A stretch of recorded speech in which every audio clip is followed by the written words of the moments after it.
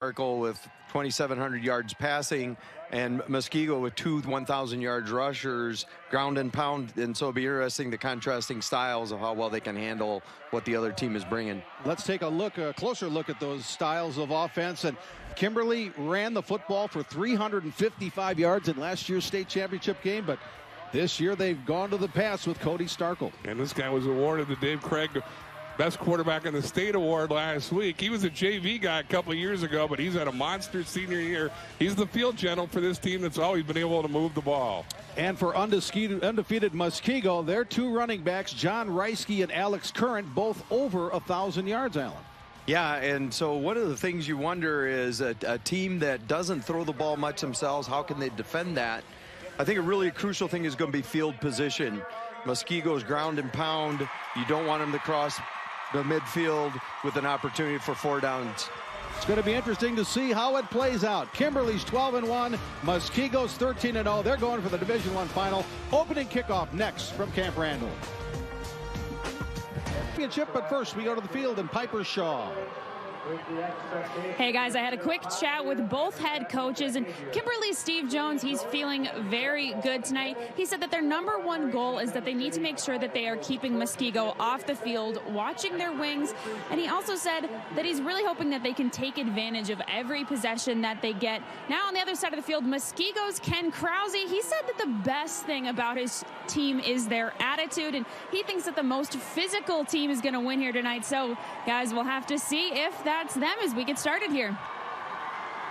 Kimberly will receive the opening kickoff from Muskego. The Warriors dressed in their black uniforms with a white trim, and you see Kimberly in the road whites. That's done alphabetically, by the way. Last year, Kimberly was in the dark uniforms. They played Sun Prairie. The first team alphabetically wore dark last year. This year, it's been flipped. There you see the return man, Trey Tennyson for Kimberly.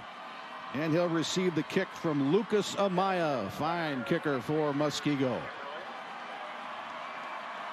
The Warriors won the Classic 8 Conference Championship.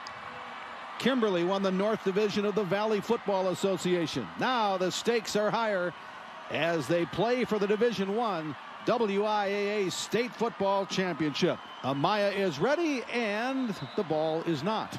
It blows off the tee. No feel for the dramatic at all. Yeah. They're just trying to build the suspense, I guess. Tennyson's a deep threat. He's averaged 23 yards a return for the Papermakers, and you'll call his name a lot as a defensive back. Honorable mention All-State player. It's 34 degrees with the winds out of the west-northwest at 9 miles an hour. We're expecting snow later tonight. We should get this game in without snow, but we shall see. You can see the wind is a bigger factor than it's been for any of the other 6 games. Brof and I were both down there in pregame earlier today, and man, it is, you know, the flags aren't moving very much, but it is windy down there. You're not buying the 9 miles an hour that they're saying, stronger? Neither is the referee. He's telling them to hold this football because the wind's blowing it off the tee twice. There's the official weather. Yeah. Oh, 12. Okay. So they'll hold it for Amaya. Zach Lechner is the other deep man for Kimberly. And we are finally underway, and Amaya gets it to the goal line, into the end zone. That's a touchback. And it did appear that, you know, in the direction that Muskego is going, that they're going to have the wind, a slight wind advantage this quarter. Cody Starkle, 28 touchdowns, 3 interceptions. Aaron Rodgers-like numbers. An all-state performer, Wiggs Player of the Year out of his conference, and he's emerged as his confidence has emerged. As Coach Steve Jones said, he's a changed kid, is the way he's grown in confidence throughout his high school career. Starkle was the starting JV quarterback last year as Alec Rosner led the varsity to another state championship. Now he gets his chance as the Papermakers QB. First handoff to Will Fisher. He's a 1,000-yard rusher. 1,064 rush yards, 8 touchdowns. And now we take a look at the offensive starters for the Kimberly Papermakers. A lot of new names from the group that won last year. Only 4 returning starters on both offense and defense. There's the line that has got holes for Fisher and they're the skill guys for the paper makers. Kimberly looking for its 8th state championship. That would tie St. Mary's Springs, which won its 8th yesterday. There's the first pass. It's complete, and it goes to Zach Lechner. That's his 68th catch of the year. On the other side, we take a look at the starters for the Muskego Warriors. Warriors have allowed 13 points a game this year in winning the Classic 8.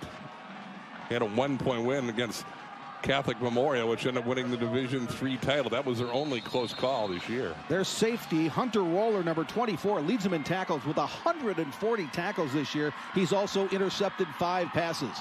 Here's another handoff. This is Lechner going off the left side, and he gets it past the 35. Actually, that was Caleb Frazier, the running back for Kimberly. There you see the paper makers. 12-1. Their only loss was on opening weekend to Fond du Lac, but they got him back. Did Kimberly with an overtime 2-point conversion in the state semifinals last week. Fond du Lac kicked a game-ending field goal to hand Kimberly their first loss in 71 games at the start of the year. Starkel pass a little high, nearly intercepted.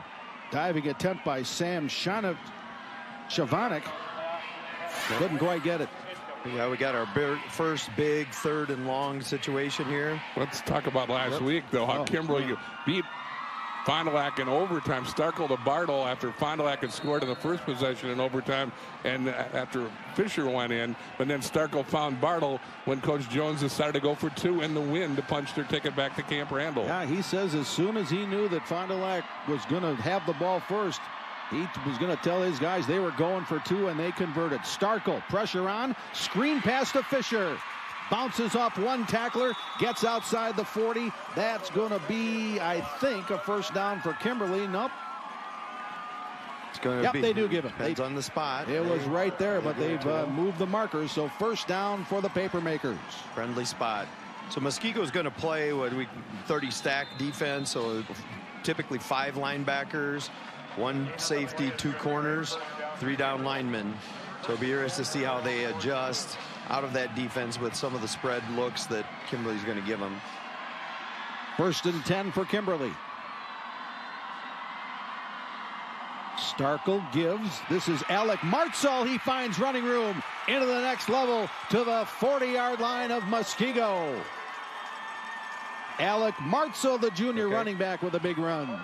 Yeah, we got a replay here. If you look over here, we're going to have a kick-out block coming. I think it's the guard. And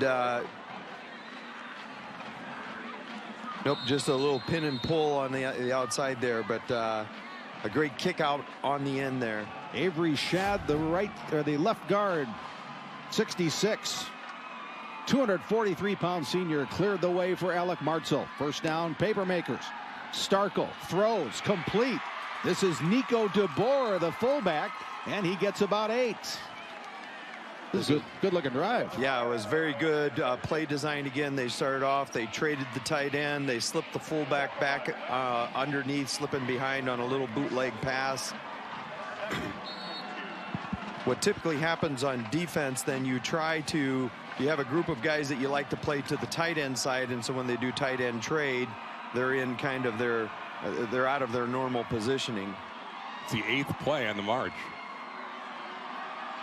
2nd and 2, Kimberly. This is Martzall again. Needed to get to about the 30, so he's going to be a yard short. 3rd down coming up for Kimberly. Tackled by Mitchell Borkovec. Yeah, they tried a little counter gap scheme, but they had good penetration from the Muskego defense. Borkovic's a 6-foot, 215-pound senior. That's his 107th tackle on the year. He's had 7 tackles for loss. As Mike Mitchell Borkovec. Here's a 3rd and short.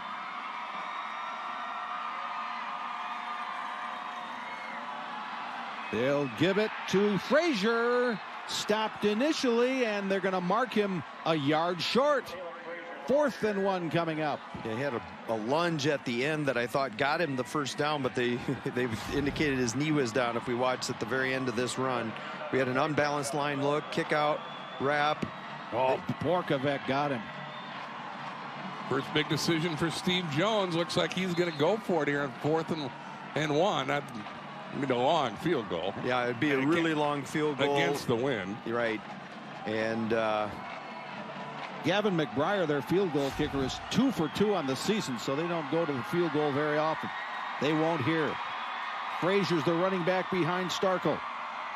Frazier, big opening. First down to the 25 to the 23. Yeah.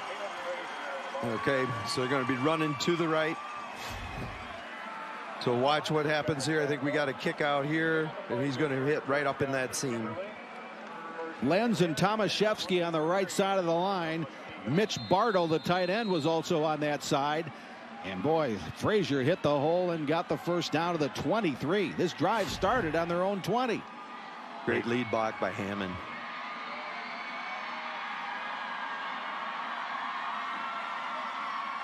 Starkle, look out.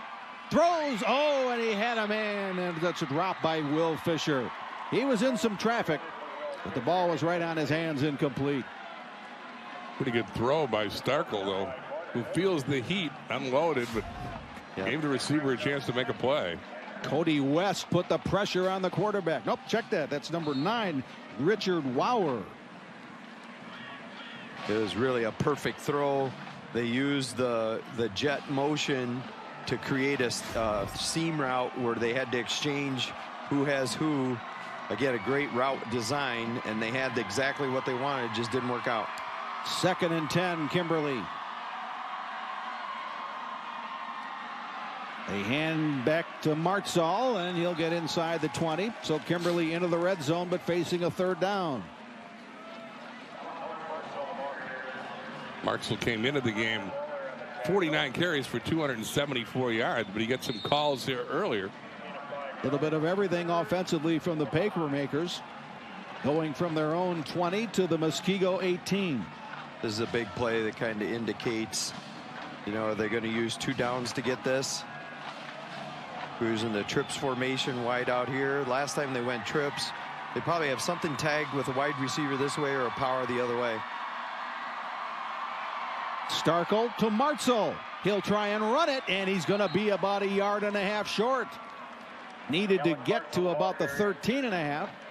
Couldn't quite get there. 4th down. That was that same running play to the outside, to the right.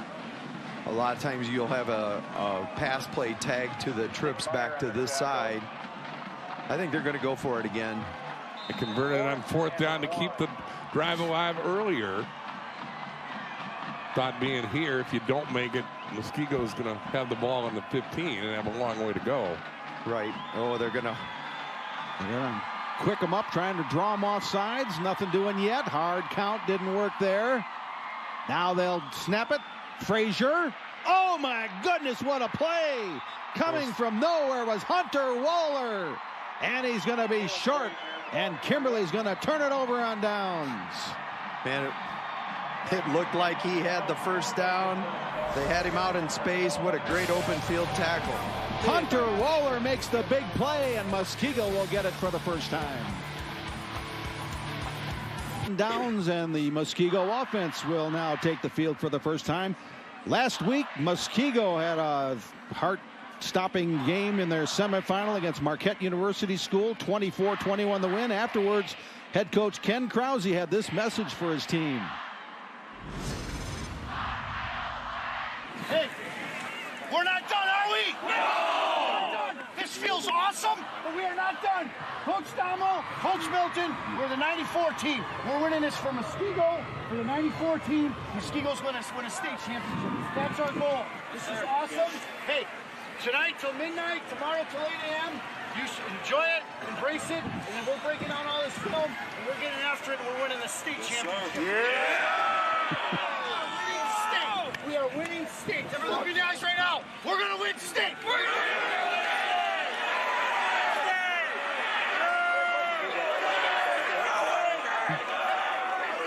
win feels. It's going to feel better next Friday night. That might have ended up on a billboard or a bulletin board in Kimberly. I don't know, but boy, I tell you, that 94 team you referenced was the only other trip to the state finals from Muskego. That's when they lost to Tom Tarasca's Arrowhead team 19-16. So there you have it. Ken Krause says we're going to win state. Let's see. Defense. And I think that speech went so long, both teams were waiting. And Kimberly was impatient and jumped offside, giving 5 free yards to Muskego. Chomping at the bit. So 1st and 5. A.J. Makinen is a 6-foot senior. He's the Muskego quarterback. His numbers on the season, pretty good. 12 touchdown passes, only 1 interception. He's also run for 7 scores. But Muskego gets it done on the ground, and here's their first attempt. This is John Reisky, and Reisky, well, Kimberly's defense held up pretty well there. The offensive starters for the Muskego Warriors, they averaged 40.5 points per game. They lost to Sun Prairie in level 4 last year, but Krause says that gave his team the confidence they could play with anyone at state, and here they are again. Only the 2nd time a Muskego team has made the state finals, the other in 1994. There's their playmakers, Bossert, Reisky, and Current. They've rushed for 4,400 yards this year, passed for only 665. So you like the running game. Al's gonna be busy on the telestrator. Reisky got 9 on first down, or make it 4 on first down, excuse me, after the penalty. They'll try it again. He'll fall forward and gets the first down just outside the 25. The Kimberly defense, a different Kimberly defense than last year. Remember, they had John Dietzen, the great lineman who ended up at the University of Wisconsin. In fact, the whole Kimberly team, inexperienced to start the year. They had to replace 18 of their 22 starters on both sides of the ball. But this defense doing okay as well, as they're giving up only 11.4 points a game. Argo, the linebackers, back though. So is Lechner and Tennyson, 2 strong corners. 1st and 10, Muskego. This time they give it to Bossart coming around the end, and look at Bossart go. That's another first down for Muskego. Jeff, I don't know if we can get a chance to look from the end zone. This is really hard to find the football. So it's going to end up hitting over here, but here's the guy that's going to get the ball. So they're going to fake to the fullback up in here. Look at the block out there on the edge. Rolf and I have had the chance to stream the WIA State Track and Field meet, and we've mentioned Bossart's name a time or two. He's had great success in track as well. He's had 3 firsts and a second at the state track meet through the years. This is from the 47-yard line. Makinen looks to throw, and in the air and intercepted. The pass was tipped in the air, and Zach Olson gets his 4th pick of the year. They don't throw it much. They think one thing is they do throw it, bad things can happen. But Olson's a veteran, one of the few returnees, and he takes advantage here of a tip and the first turnover of the game. Argo tipped it, Olson picked it. Got the ball back on downs. And now Kimberly's defense gets an interception.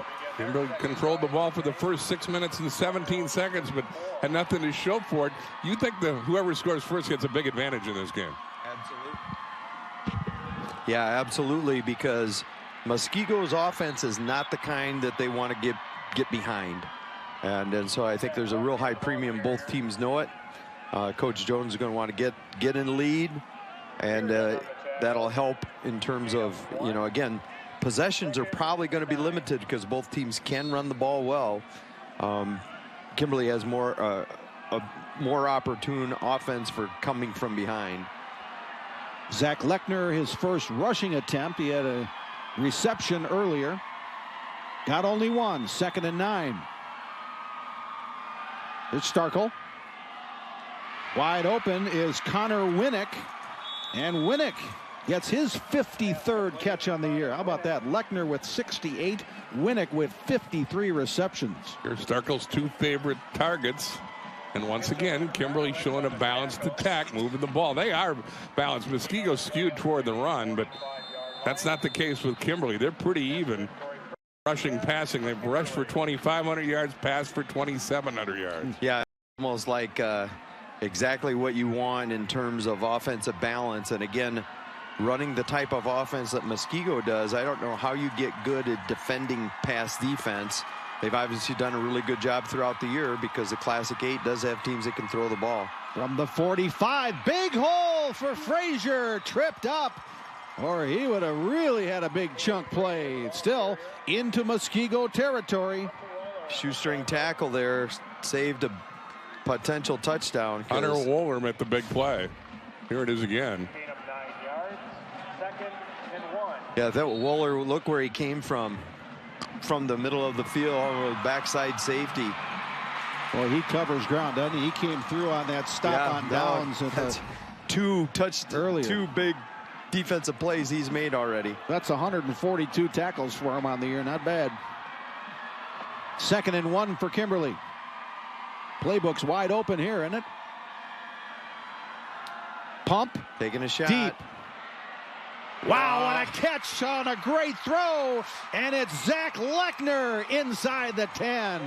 Hitch and go.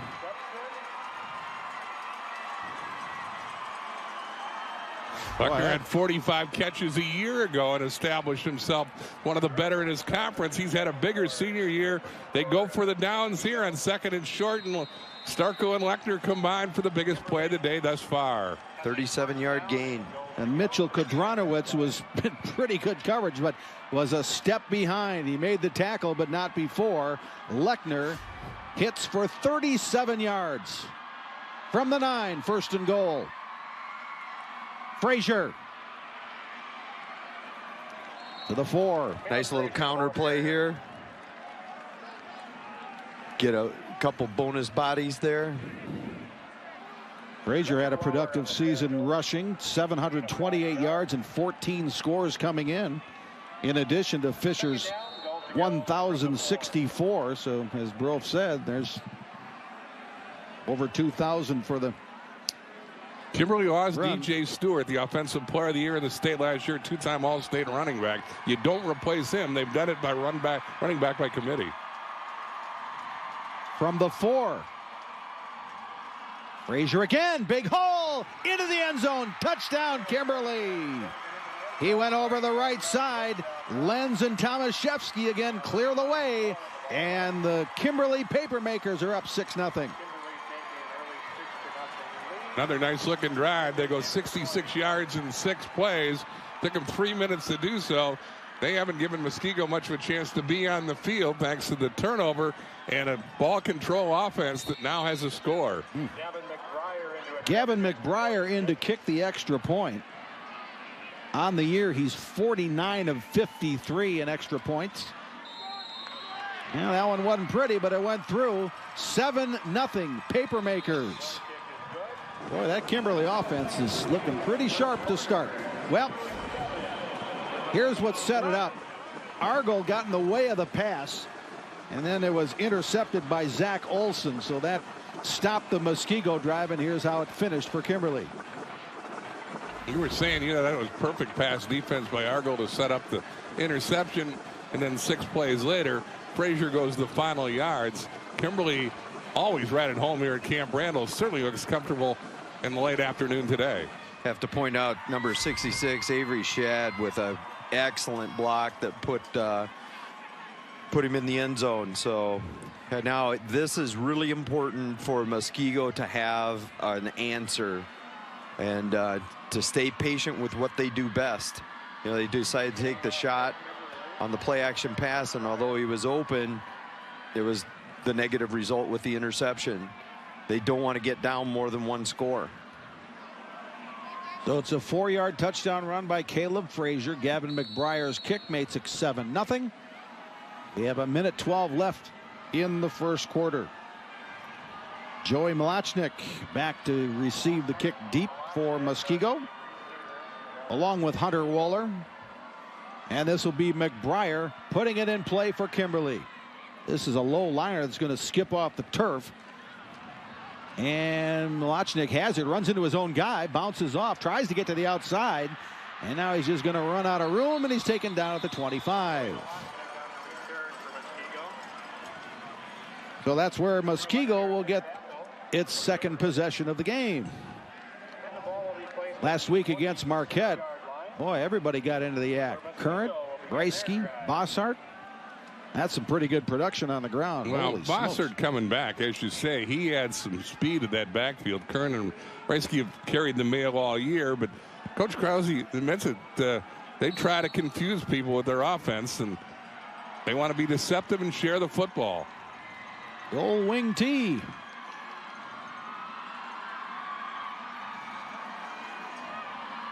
Yeah, that can drive you nuts, can it? Trying to defend that. We used to have to play against Jefferson did this. There he goes. There he goes. Into the clear. How's that? And it's Alex Current for the touchdown. How's that for an answer? 74 yards.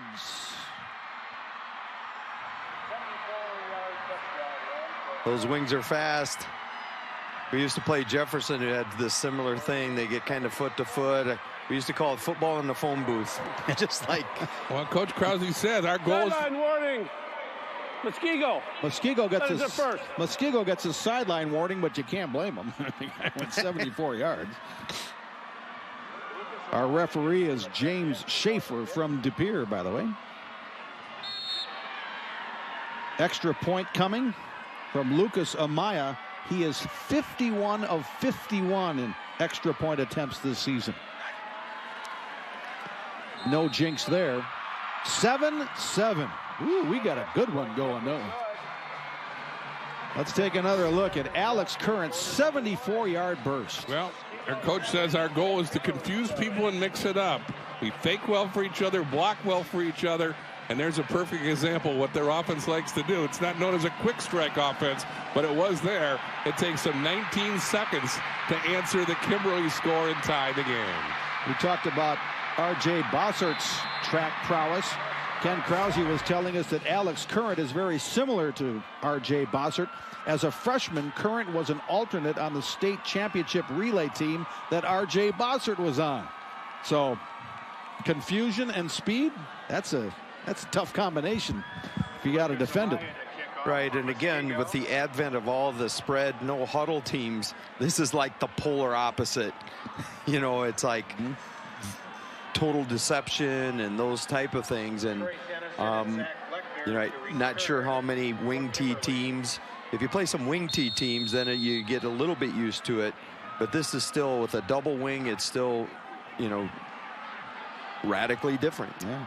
Last year, Muskego rushed for over 4,000 yards. This year, they rushed for 4,446 yards and 57 touchdowns coming into this game. So no surprise that Current gets him on the board with a long run, 74 yards. Here's Amaya's kick. Oh, he can bang him, and it's into the end zone again. Touchback. Kimberly ball at the 20. That was Current's 22nd touchdown of the year, by the way. He had one last week against Marquette in the 24-21 win against the Greater Metro champs. Current can also catch some passes as well. 16 receptions for 4 more scores in the air. Sometimes this stat can be very meaningful. Other times not so much. Time of possession, Kimberly 9:24. Muskego $1:43. Wow. But we're tied. That makes no sense at all. Yeah. No, but think about this. Muskego's only attempted 61 passes on the season. That in 13 games. Yeah. And the one they tried today was intercepted. Well, that time the running back Martzel just tripped as soon as he got the ball from Starkle. So a tough break for Kimberly, and it'll be second down with a 2-yard loss. First quarter flying by with just over a half-minute left.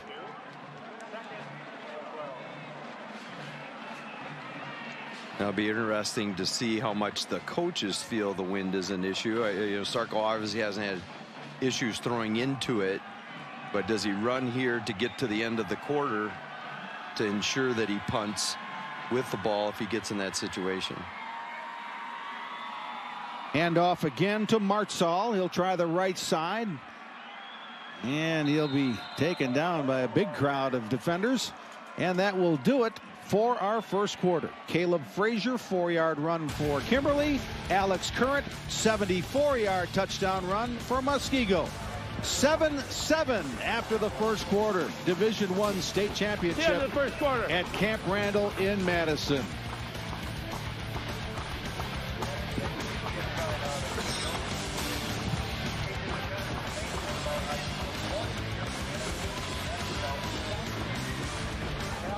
Haven't decided anything. Both teams with a touchdown in the first quarter. And we begin the second with the Kimberly offense facing a 3rd and 5 at their own 25-yard line. Big third down here.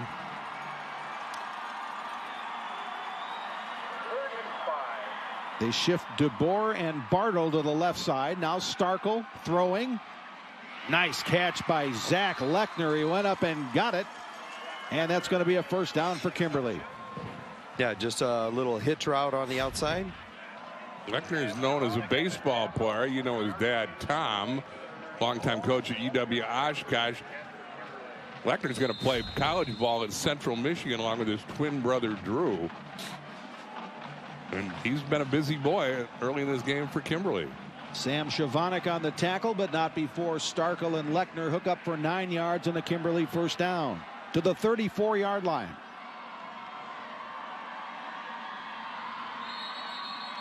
And there was some movement in the Kimberly offensive line, I believe.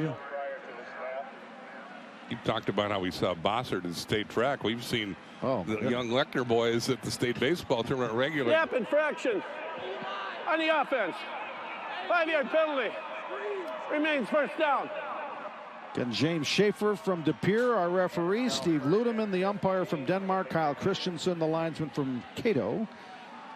Roderick Fields, the line judge from Appleton, and Mark Shield, the back judge from De Pere. And as you've noted, Al, it's a credit to these guys that they're here doing the Division I game. Means they're the best in the state, according to Wade Lebecki and the WIA. No, as coaches, you fill out the forms every year, rating guys you think who should be here. Starkle throws it over the head of Lechner that time. Yeah, I had a chance to talk to Kimberly's athletic director, Ryan McGinnis, who's their baseball coach, and I felt like we were old friends all the times we've talked to him at state baseball and see him here. It's a very well-rounded program. So after the incompletion and the penalty, it's 2nd and 15. Yeah, Kimberly's doing some nice things. They sent the motion that time to set up a 3-man combination with a seam route, an out route, and a hook route. I want to try and get about half of this. Starkle will try and throw for it. Now he sets up the screen, and Martzel slipped the tackle initially, but then can only get a couple. See number 72 there, big Nathan Stewart, 6'1", 287. He's a all-state defensive lineman. He has 23 tackles for loss this season. 23. After watching Jake Radis' performance in the preceding game, we kind of shrugged our shoulders. Because Radis was some sort of good. He had 8.5 TFLs in the D2 title game and set a record with 4 sacks. He looked up at the scoreboard and saw he was on there and gave everybody the thumbs up. He's got a big future ahead of him. He'll be in the booth in a few years. 3rd and 14. Going deep for Lechner. Intercepted. Shavanik has it for Muskego, and Lechner tackles him, and another turnover. Both teams now with an interception. That's the 7th pick of the year for Shavanik. Yeah, they decided to take a shot deep. 50-50 ball. DB came down with it. He got a decent return out of it. It's very similar to a punt. That's a pretty good catch. Yeah. Obviously, Shavanik's a good DB. A team high 7 interceptions. He's a senior. And again, he just beat Lechner to the ball. Okay, look for some type of counter action like they did last time. Mackinnon, the quarterback, barks the signals. They'll give it to Bosshart. Bosshart nearly broke it, but he's ridden down. That was close, wasn't it, Jay? That was Caleb Oberman. Boy, I don't know, might have saved the touchdown, perhaps. Right, he's really quick when he turns upfield. And again, on turf, they just look that much quicker. Oberman, a 5'11" junior. That's his 64th tackle on the year. One of the leading stoppers for that Kimberly defense.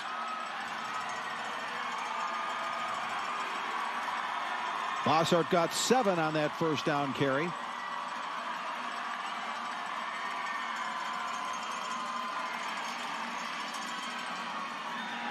Now Mackinnon looks to throw. Has a man open, and it's complete.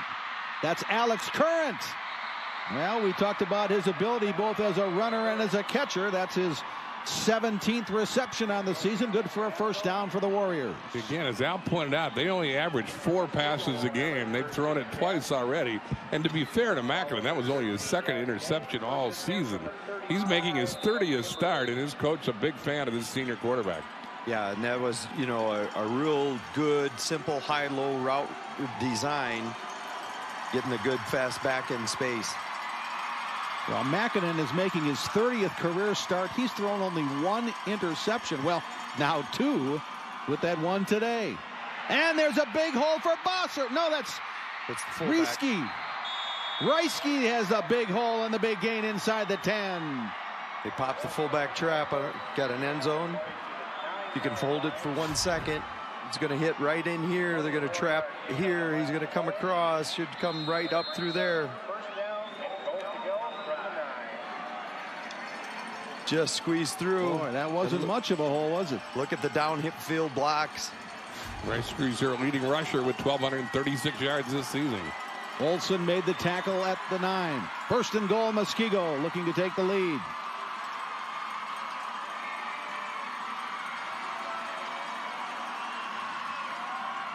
Reisky did well to get to the 6. They used a different formation that time. I'm anxious to see. I think they're going to have like some type of a jet sweep coming out of it. They had 2 wide receivers. I think they're trying to see how they're going to adjust to the twin look. Only one of them would be eligible because one covered up the other. So we got unbalanced line right here.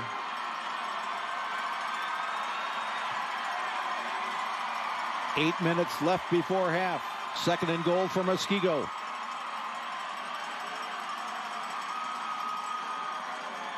Bossart flipped in the air before the goal line. Briar Barglin made the tackle. Third and goal. That's usually when you go on balanced line, you try to take it to the side of the unbalanced. They brought it back to the weak side. They must have felt that Kimberly had overshifted. Barglin's a senior, made a nice defensive play there. Sets up a third and goal for Muskego. From the 2. Whistle and a timeout. Timeout. First timeout, Muskego. So Muskego takes time. They'll have third and goal. Of the year for the big schools, and Chanel also showing he's a good two-way player, was the defensive player of the year among smaller schools. Thompson Balkan Middleton, a long-time assistant coach, is the state's coach of the year among assistants. Congratulations to all those fellas. Okay, here we go with third and goal for Muskego. This time it's Current cutting it back and denied at the goal line.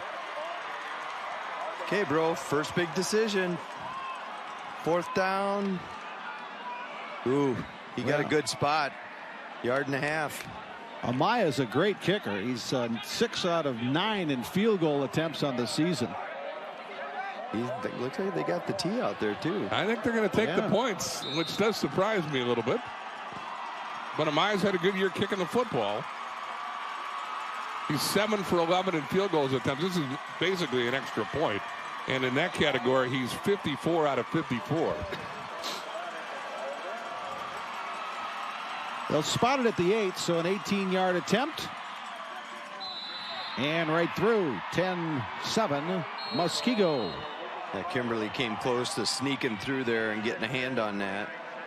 I'm surprised at a yard and a half, but defense had a good possession last time, so get a lead and let the the defensive dogs run around out there. Ken Krause. Winner is Sawyer Molly from Wanakee. He's a good one. And David Hayden is the best defensive back in the state.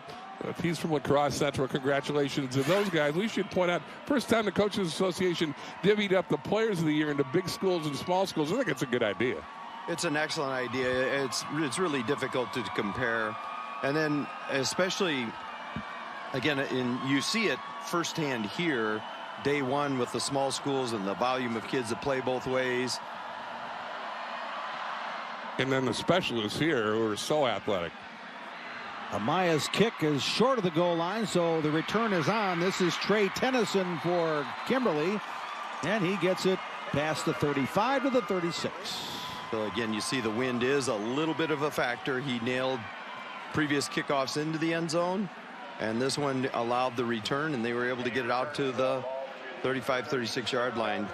But you know, again, it's really hard to compare. But I tell you, when you get down on the field and you start looking at the size and speed of some of these guys, or you look at some of the performances we've seen the last 2 days, and some of the great performances aren't players of the year. You're like, how could they be better than like Raditz? Yeah. Starkel's 7 of 11, 77 yards and an interception so far. He's going to put it in the air again. As a man, overshot him. That was close to an interception. Lechner got a hand on it and tipped it up in the air, and Shavonic, who has an interception already, almost got his second. Starkel a little mustard on this one, and again, he was lucky that it wasn't picked off. Lechner's favorite target got a hand on it, and then there's the other part of it is, how do you win award teams on that have more wins as opposed to statistics? Well, postseason awards are controversial in every sport and every level. Handoff. Will Fisher. Maybe I should see where they spot. Both officials look like they got him short of it by a yard. You know what I hope about those awards? I hope if you win the Dave Craig Award, you remember who Dave Craig was. Yeah. Dave Craig, I didn't mention yesterday, grew up in Iowa, Scandinavia, and went to Milton, and of course, tiny little Milton College is the NFL guys always talking about. The former Milton College. Yeah, which no longer has football, and obviously Craig had a big career in the NFL. You take a look at Dave Craig's numbers in the NFL, you'd be surprised at all the yards he had.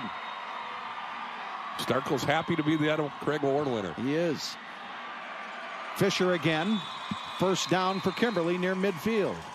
Kimberly trying to respond with an answer here. They went to a little counter action, so the guard's going to pull, and the fullback's going to try to wrap around. You might have wondered why no Coach of the Year was named. Sabalka named Assistant Coach of the Year. The Coaches Association elects to do that at the end of the season. And I would think that guy has got a chance to be in the running. That's Steve Jones from Kimberly. Yep. His career record in 8 years, 101-5. Wow. That's over 90%. Well over 90%. This is going to be a loss as Frazier's taken back. Cody West, number 8, had a hold of him and wrapped him up. I know part of the reason is you name a guy Coach of the Year, and then someone has a great state tournament, or the guy you had picked the state Coach of the Year ends up being a runner-up.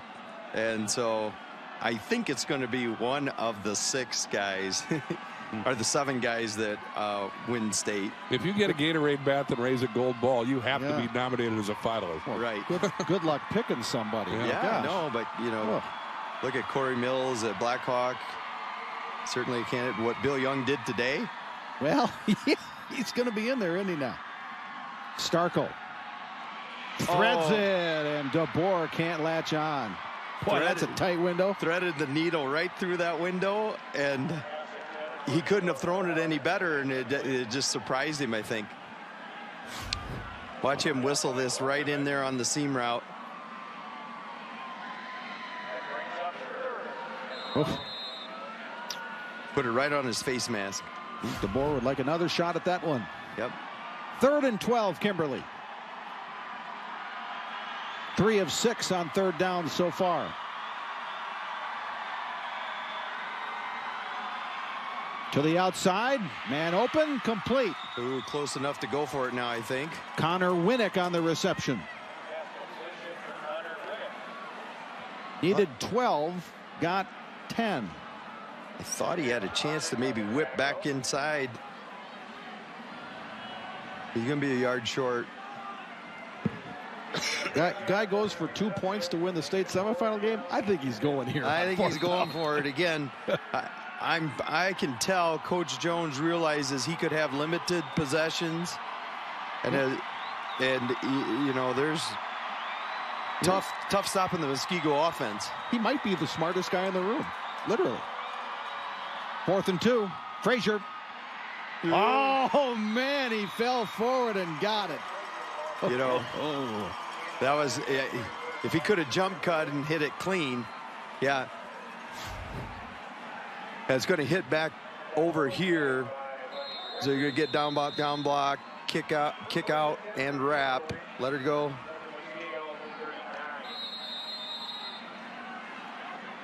And he had the hole right up in just a fraction right inside of that if he could have seen it a little bit quicker.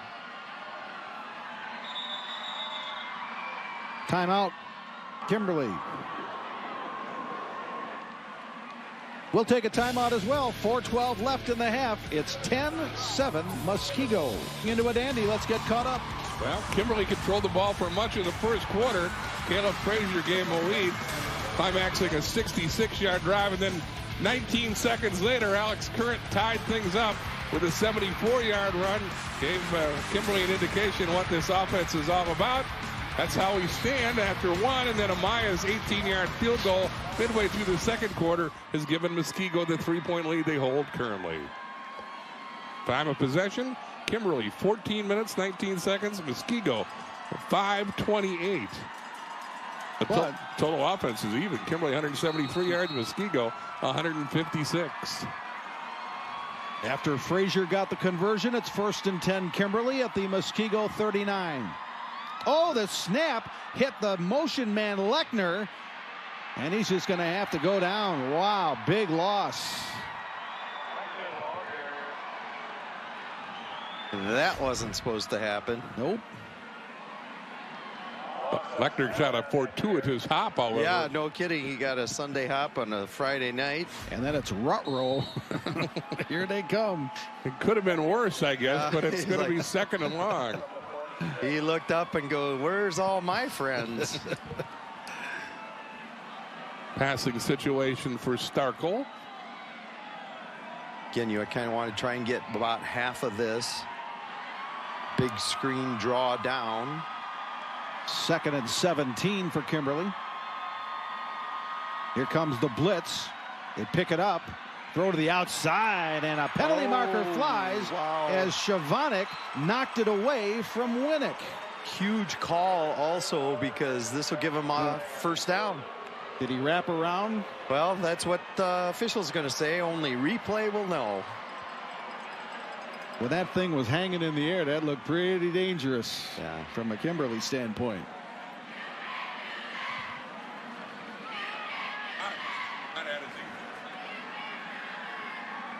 And the call from referee James Schaefer. Pass interference. Defense. 15-yard penalty. Remains. Second down. Let's see what it looked like. And this is a killer because it's like an 8-yard out. Kind of a wounded duck. That back arm we didn't see. Yeah, you couldn't see the angle, but wow. Okay. Here's another look. You can see his arm got around his arm's on him, but that's one in practice. Starkle, man open, what a catch! Wow. Connor Winnick, touchdown, Kimberly. Right on the fingertips. That's great fingertip strength, right, bro? Nice throw. That's a 31-yard score. I was going to say, that's when in practice the defensive coaches are saying, oh, that's a great play, and the offensive coaches are going, no, that's interference. Both coaches would agree that was a great play there on the throw from Starkle to Winnick, which gives Kimberly the lead. And that pass interference call looms pretty large now, too. Huge. Gavin McBriar with the extra point. Jackson Rotier will hold it right down the middle. And Kimberly has the lead, 14-10. Watch this catch. Beauty. For Winnick, that was his 14th touchdown of the year. He's averaged better than 17 yards a catch. That one went for 31. And Kimberly doing what you suggest. 29 touchdown passes on the year with only 4 interceptions. And that was a nice throw. Connor Winnick made him look good with a fingertip catch. Muskego with a lot of time because of the timeout situation to answer that one with 3:12 left in the half. And a rewarding drink for the touchdown scorer, Connor Winnick, on the Kimberly sideline. Smiles all around.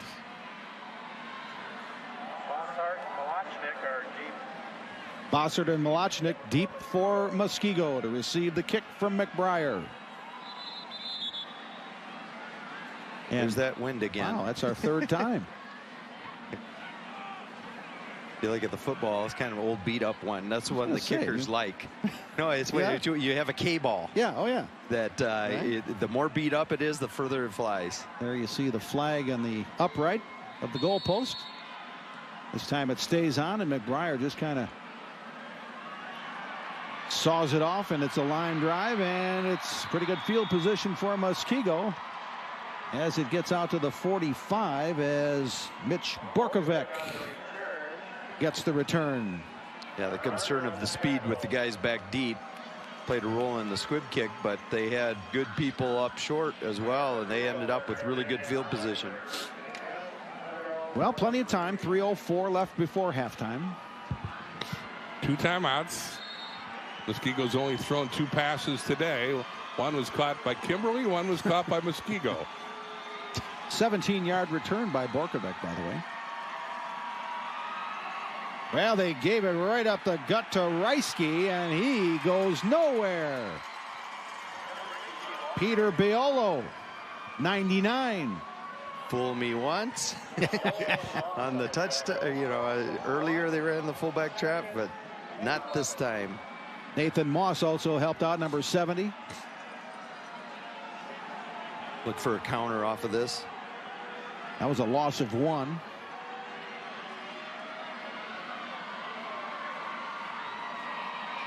Oh, little bootleg. Makinen sets, escapes. Now he's in trouble. He'll run it out of bounds. Going to lose about 3 or 4 yards. Good coverage, good pass rush. And that's why first down is a crucial down for the Kimberly defense, because 2nd and long then becomes, waggle. You can kind of start eliminating some things. So that's the primary passing play, the waggle pass play. Warriors not comfortable here in 3rd and 15. No, and the other kind of bad part of this is he went out of bounds. So there was a loss of 4 on that run by Makinen. 3rd and 15.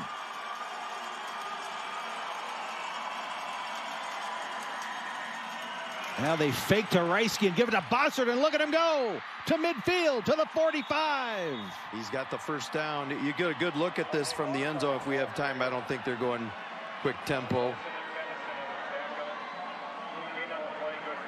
They don't deviate from what they do well. This is the guy that's going to get the ball. They're going to fake it up in here, and they're going to get some pullers coming around. Bossert got 17 yards on this. He needed 15 for the first, and there you see the down marker, and he got it. It's so slow developing, you kind of think it's gone somewhere else. 1st and 10 from the 45-yard line.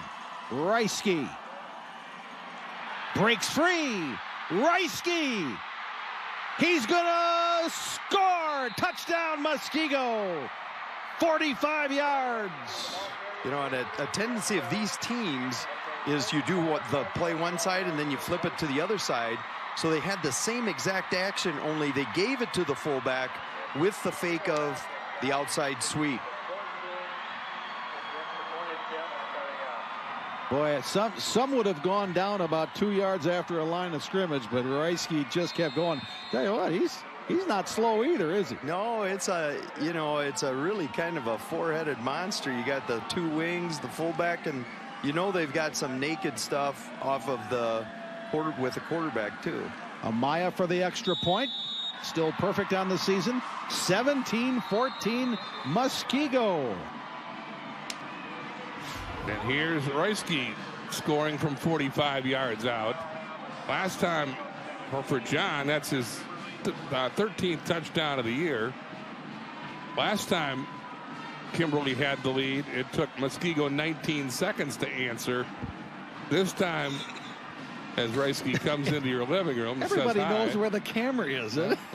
Of course, Reisky on that 45-yard touchdown run. And you can see it only took him a minute to answer Kimberly's last touchdown. So both times, Muskego's had a very quick answer for Kimberly's score. The other thing that's, a big part of their offense is the downfield blocks by the ends and tackles. They're getting people downfield to, it's really hard to find the football. And the other thing that's super hard is to train a scout team to replicate it during the week. You want to really have a nightmare. It's trying to get a scout team try to run this stuff. Lucas Amaya with another kickoff for Muskego.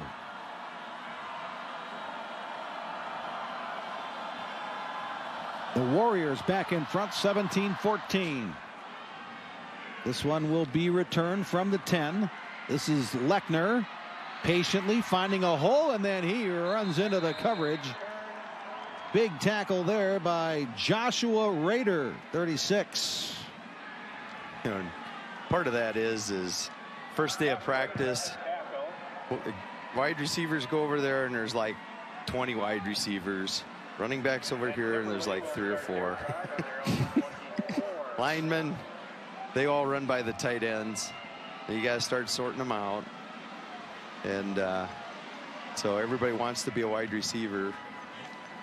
And so in an offense like this, it's great to see Coach Krause has so much buy-in that this is what we're going to do and this is who we're going to be. And they do it really, really well. Kimberly with 2 timeouts under 2 minutes left. 76 yards to go in a minute 56. There's the quick out, and it's a pitch and catch to Zach Lechner. Stops the clock with a minute 54. 4th catch of the half for Lechner. Been his favorite, Starkel's favorite target. Steve Jones came to Kimberly in 2006, where he was an assistant for 5 years before being promoted to head coach in 2011. He's also the high school leadership teacher at Kimberly. Native of Stevens Point, Wisconsin. Cody Starkel now 10 of 16 for 123 yards, a touchdown and an interception. Pump looking deep into coverage and incomplete. Overshot Connor Winnick and the 2 defenders. It'll be 3rd and 5. We almost take what Kimberly has done for granted, I think, but again, they had the country's longest winning streak at 70 games after they won their 5th state title last November here. Then they went down to the last play when Fond du Lac kicked the field goal to snap the 70-game streak. They've subsequently won 12 in a row, and again, with a chance to win their 6th state title, going neck and neck with Muskego in a real heavyweight battle here. I'm not exactly sure what year it was, but they had a dramatic come behind wind in the snow here. Against Arrowhead. 2015. We'll get to that in a little bit. Hopefully we don't have Snow Bowl 2018 this year. We'll get out of here before it starts snowing. There's a nice throw and a completion to Winnick. Nope, check that. That's Mitch Bartol. He's the guy who caught the 2-point conversion to get them to state. That's a great route concept. They do a great job of getting 3 guys to kind of run a three-man combination that Starkel can go through a progression on. Bardo's only his 10th catch of the year, but boy, he's a big target. Yeah, 6'4", 230. Honorable mention All-State. Starkel again over the middle. That's complete to Lechner. He'll get about 5, and the clock stops with 1:16 left. Again, following up on Kimberly's Second success. timeout, Kimberly. In the last 13 years, the Papermakers record is 155-16. Wow. Speaking of that 2015 championship game, Kimberly beat Arrowhead 49-42, scoring the last 28 points of the game in the final. I think the only snowier game might have been the Sun Prairie 1995 championship. Yes, that was right? another one. Yeah, that one was deep snow. That was deep snow. Okay, 2nd and 4 out of the timeout. Starkel rolls right, now sets, throws back across, and throws too far out of bounds for Lechner. Yeah, Pressure was coming. Yeah, he had a little pressure on him that kind of threw it off. He did have someone running up that sideline. So it's a 3rd and 4. Muskego's defense allowing 13.3 points per game.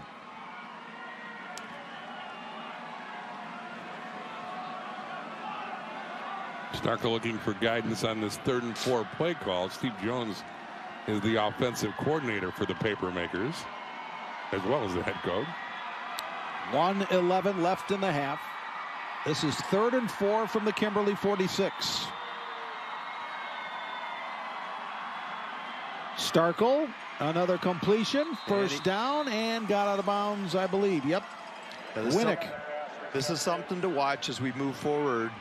And this is a concept that Mount Union used to do all the time as you go to different clinics and stuff, is when the ball's on the hash mark, your shortest throw and easiest access throw is usually into the boundary. And they've done that numerous times where they get the isolated receiver on into the boundary, and it's the quickest, most efficient throw in the passing game, especially at the high school level. Starkel now 13 of 21 for 146 yards. He's got 1 touchdown and 1 interception. Now we got trips up to the boundary. We got the receiver isolated to the wide side. Oh, they're doubling him though. On first down, Starkel steps up. He's going to run it. He'll head to the sideline and scoot out of bounds. They'll mark him at the 39. Well, I guess Muskego just left too much time on the clock there, huh? Yeah, they're so far they've been really efficient. They still have 2 timeouts left. And again, you know, just the awareness that the Kimberly kids have of the sidelines, the first down markers. You know, Coach Jones is not only a great X and O man, but the leadership stuff that he's given all coaches in the state. He's just been a great role model for the whole WFCA. 9 yards for Starkel on that run. Now he throws, has Lechner in the clear, and Lechner goes out of bounds around the 25. That was a shallow cross, came all the way across the field. They had these guys, those near to the near sideline, run him off, and he gives him time to clear. The linebacker just couldn't keep running with him because they want to keep a safety over the top, and so just because of the way the defense is aligned, they end up trying to have an outside backer, bandit, strong safety type, trying to run with that fast receiver. Kimberly very balanced. They've thrown it 22 times. They've run it 21, and they've controlled the ball for most of the afternoon. Timeout, Muskego. Second timeout, Muskego. You know, this is a really good timeout by Muskego to get their pass rushers a little. Make a stop and keep the Warriors in the lead heading into the half. We saw Iowa Scandinavia win their first ever Division VI title yesterday. We saw Racine St. Cat's win their first Division IV title late last night. And Muskego trying to do the same thing here this afternoon. First and 10, Kimberly. Oh, they had a hold. I don't think the official. Oh, he did throw the flag. Okay, I say, well, the protection was really good, but that's why. And Starkle goes out of bounds, but this will cost Kimberly penalty yardage. No, it's going to be on Muskego in the secondary. They had stacked receivers running up vertical, and they're stacked, so usually you have them counted off from the outside in, 1, 2, 3. But when they're stacked, then those two guys have to decide who has who.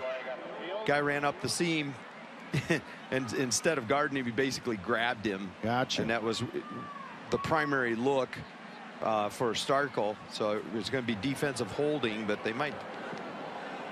Holding on the defense. That penalty is declined. Result of the play. First and 10. So they'll decline the penalty and take the yard. Take the play. He got a first down anyway. If he would have gotten sacked or thrown an incompletion, they would have taken it and gotten automatic first down. Starkle ran for 11 on that. On this drive, he's rushed for 20 yards. He's passed for 40. It is a 60-yard march that has been dominated by the quarterback. Okay, Kimberly still has 1 timeout remaining.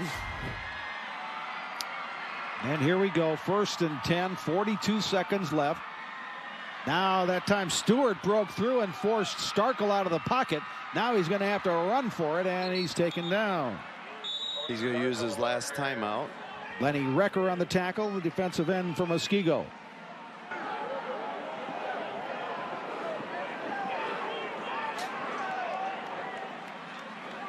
Third and final timeout. Kimberly. By the way, Muskego is located in Waukesha County in southeastern. You've done a lot of Kimberly games over the years, but I never knew that. Mind-blowing explanations here. And we killed yet another timeout. Here we go. 2nd and 7, Kimberly. Pump. Go. End zone. Knocked away. Shavanik with another play. Great defensive play. The nice 50-50 ball sent up there. Their best defensive back on the top receiver, Wanik, although Lechner's got a lot of calls today as well, and this time the guy in black wins the battle on the 50-50 ball. Shavanik is 6'1", senior.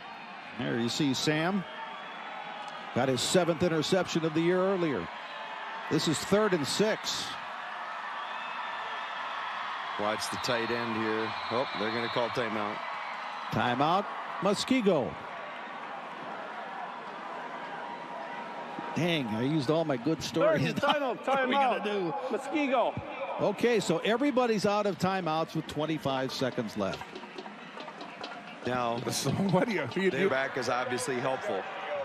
He changed the formation, which is kind of a smart move because I think Muskego wanted to see the formation to give them a tip on what they think they're going to see. Lechner in motion. Yeah. He almost got hit with it again. Yeah. Starkle He's gonna gonna keep it. Oh, no. Get out of bounds. He didn't get out of Well, bounds. He didn't get out of bounds. The clock's running. Get the field goal team out. I don't know. They're going to go for it. Oh, they're going to run the play. 6. Are they going to get it 5, off? 4, 3. They will. Starkle. End zone. Lechner. Oh, he had it and bobbled it. Incomplete. Wow. I think he caught it, but juggled it and didn't control it until he was out of bounds. Right. Boy, I thought that was surely going to be out of bounds, but let's take a look. Watch the feet.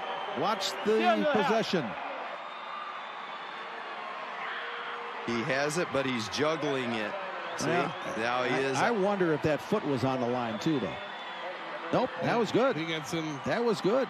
In high school, it's 1 foot in, but as you say, he bobbled it, and the frantic finish to the first half ends without any points for Kimberly. Wow. Yeah, if he catches it clean the first shot. Wow. So that's how the half ends. What a first half. Yeah, thumbs up. That was great football action, wasn't it?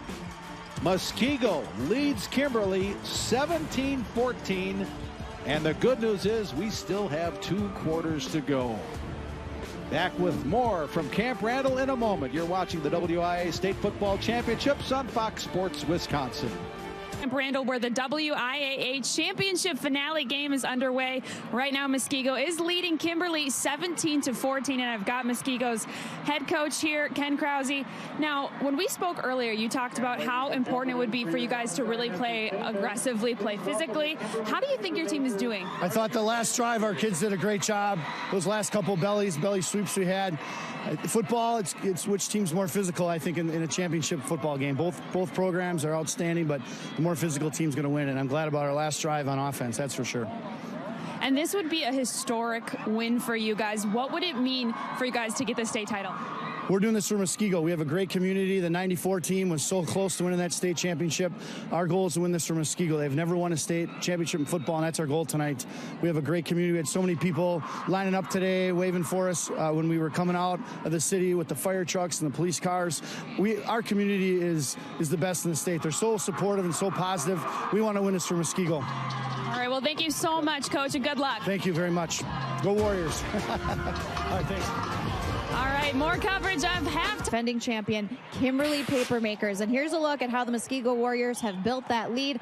213 total yards of offense, 7 first downs. But you see the time of possession drastically in favor of Kimberly. Again, they trail by a field goal. Muskego will receive here to start the second half. And, Coach, what stands out to you with Muskego and Kimberly and how we've gotten here so far to halftime?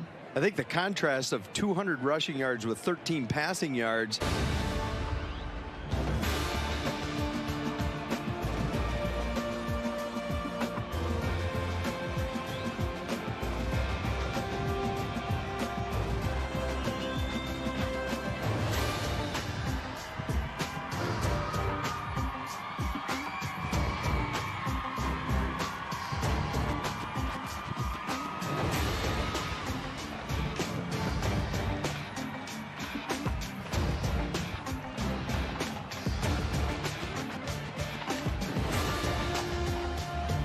Leads Kimberly 17-14 as we begin the third quarter, but before the opening kickoff, let's go down to the field of Piper Shaw. Thanks, guys. I was able to just speak with Kimberly's head coach, Steve Jones, and he said that he thinks that there's a little bit of nerves. That's what we're seeing on the field tonight from his team. But he said that he thinks that they can turn it around here. He's just kind of not impressed with the deer in headlights look, as he described it to me. But he says. But he's saying that he is really excited that they were able to keep possession of the ball. That was one of his goals going into this game. So he says he's got a whole half left. So we'll have to see how it goes, guys.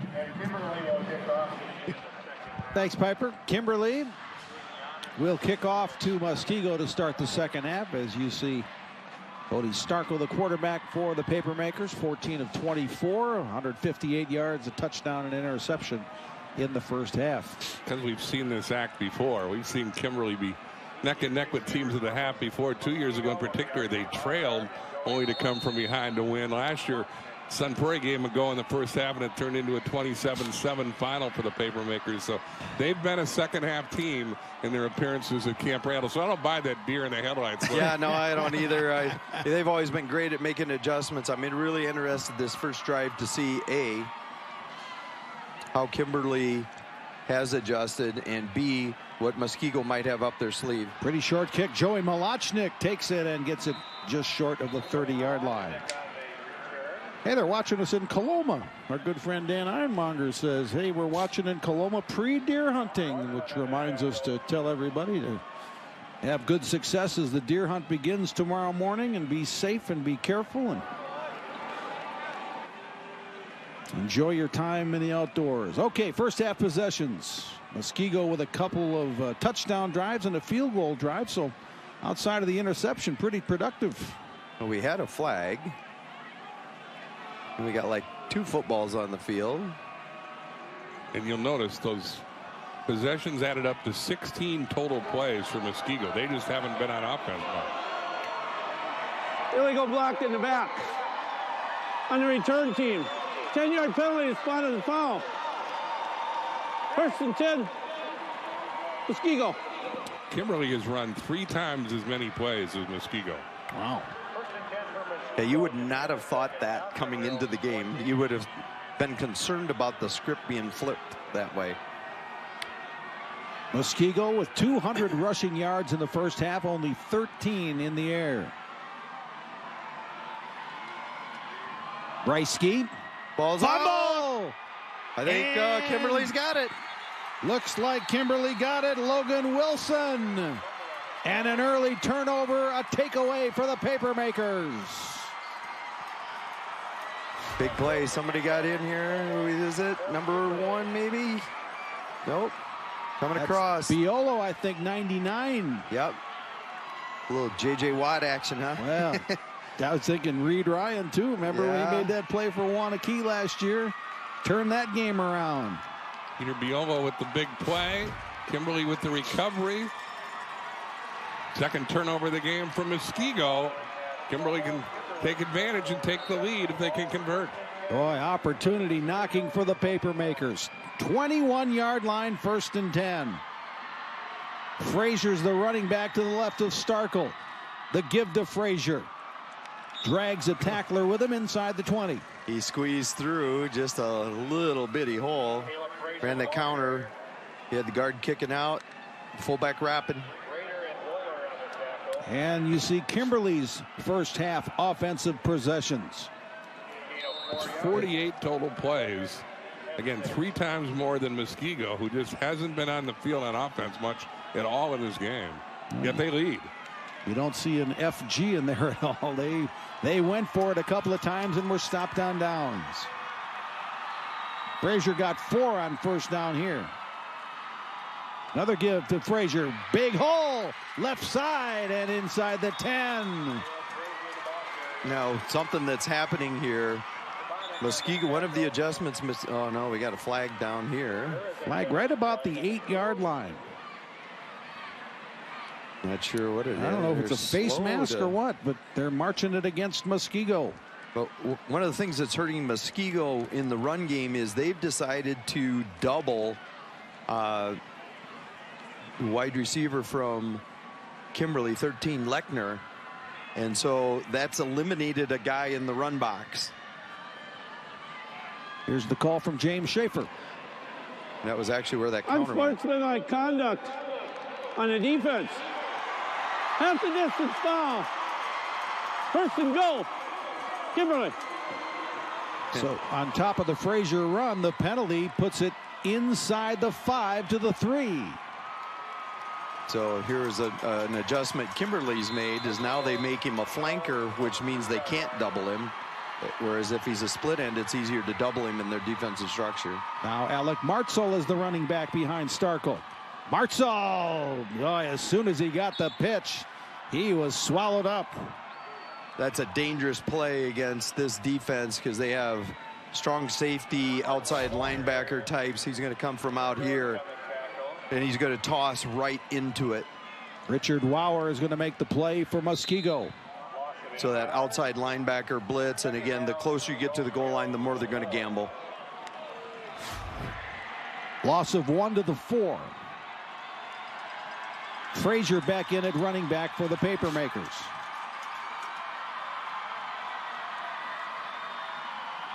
Frazier. Oh, he might have lost another yard. Great penetration. Well, Nathan Stewart was in on that. There is Big Nate, 6'1", 287. This would be a big stop for Muskego if they can bow up and hold him out. Stewart with 100 tackles on the year. Again, 23 tackles for loss and 3 sacks. Big play there. Sets up 3rd and goal for Kimberly. Or are they going to dial up here? Here we go. We got tight end, fullback to the right, twins left.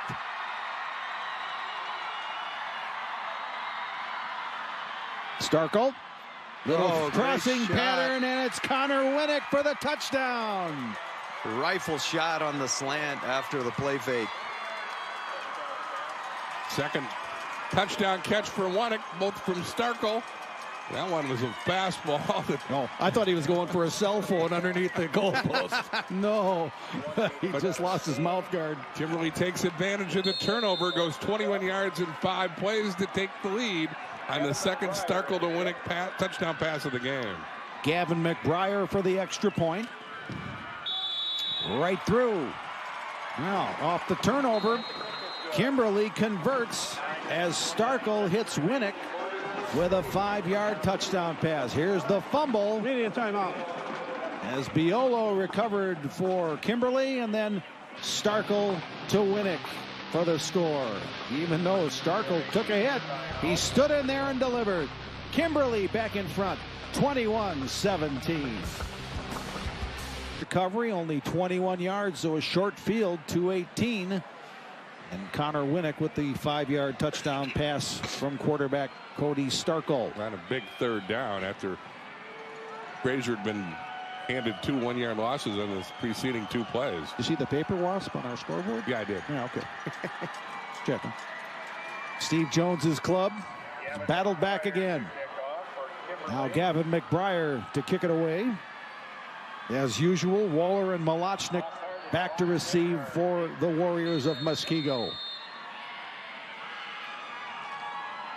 I'm thinking the team that has the ball last might have a pretty good chance at this one, huh? I was thinking the same thing, but then at the end of the half, Kimberly had it last and they didn't make the play at the end. You know. So, yeah, I was thinking, man, this has that feel, though.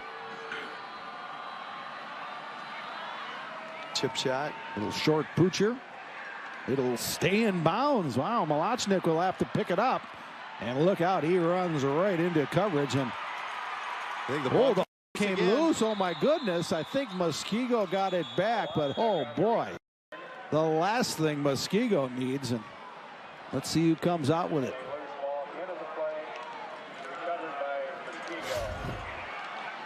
Let's see where it comes loose. Muskego's seen this act too much today with the ball on the ground. I think they might have ruled. No, well, it doesn't matter. They got the ball anyway, but I thought they might have ruled forward progress had been stopped. Now, Cody West was there trying to rip it away. It'll be Muskego football at the 25.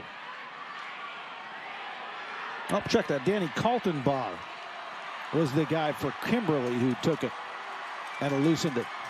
Anyway, 1st and 10 from the 25.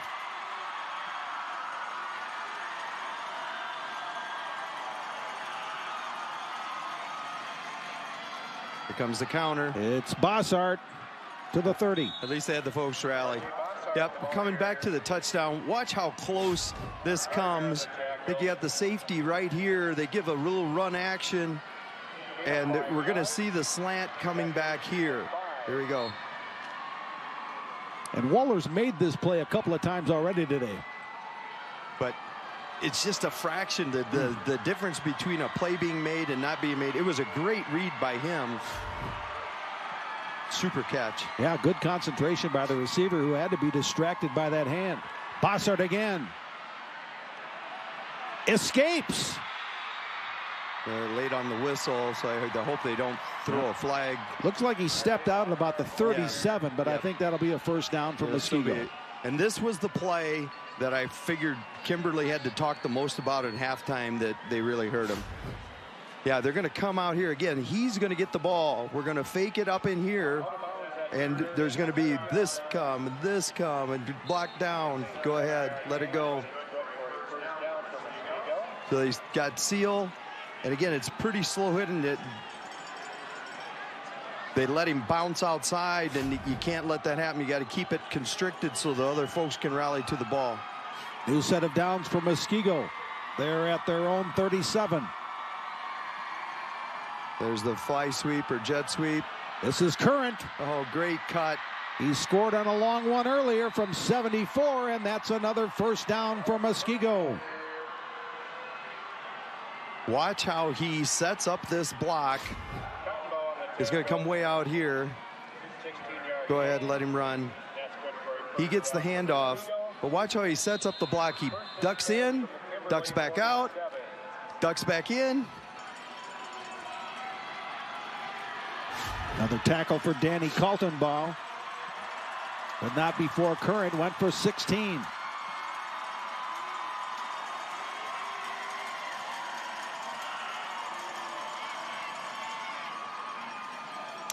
There Current again. Belly sweep to the other side. But we contained it a little better for Kimberly. Overman on the tackle.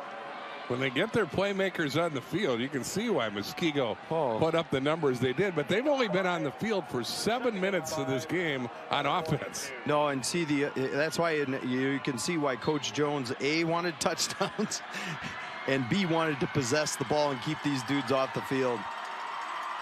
Gain of 5.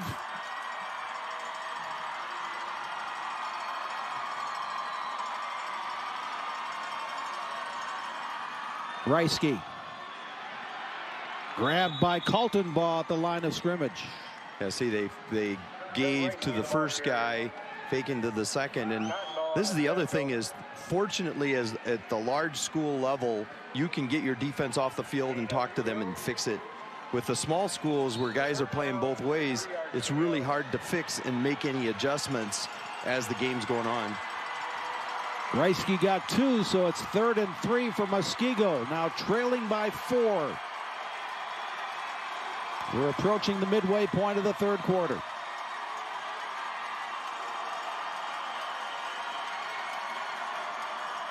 There's a sweep again. Current. Right at the first down marker, but I think forward progress is going to get him there. And he got it by a yard. First down, Muskego. Great lead block again. Getting out in front. You heard the passion in his voice, the pride in his community that Coach Krause had. Last year, if you recall, Sun Prairie, which ended up losing to Kimberly in the title game, ousted Muskego at level 4, and Krause said losing to Sun Prairie gave us confidence we could play with the best teams in the state, and also gave us the hunger to get back to Camp Randall. Good looking drive for Muskego. It's first down at the 36 of Kimberly. Here's the counter. Current. Grabbed by Logan Wilson and taken back. Kimberly came away with a football, and a penalty marker flies. Oh, devastation, because they had it stopped. They didn't give him the ball. Well, now they're going to talk, but I think they're going to get, instead of 2nd and 10. Unsportsmanlike conduct on the defense. 15-yard penalty. 1st and 10. I think the penalty goes against Tristan Argo, the all-state linebacker. And Steve Jones, you can see, is not happy about the call. No, and you know, because first down is the crucial down. You know, they're in 4-down territory, so they choose. But first down, you can get them into more predictable plays if you can make it 2nd and 10, 2nd and 12. This is at the 21-yard line of Kimberly. Play action pass. Makinen throwing. Throws it away. Incomplete. Let's take another look at that last unsportsmanlike conduct penalty. He obviously thought he had stolen the ball. Well, he came up with the ball, right? But it's going to be the spike right there that does it. Yep. I don't know if we can see it a little quicker why, you know, obviously the ball was out, but I think they had called down by forward progress would be my guess. But the spike costs 15 yards, and a costly 15 it is. 2nd and 10.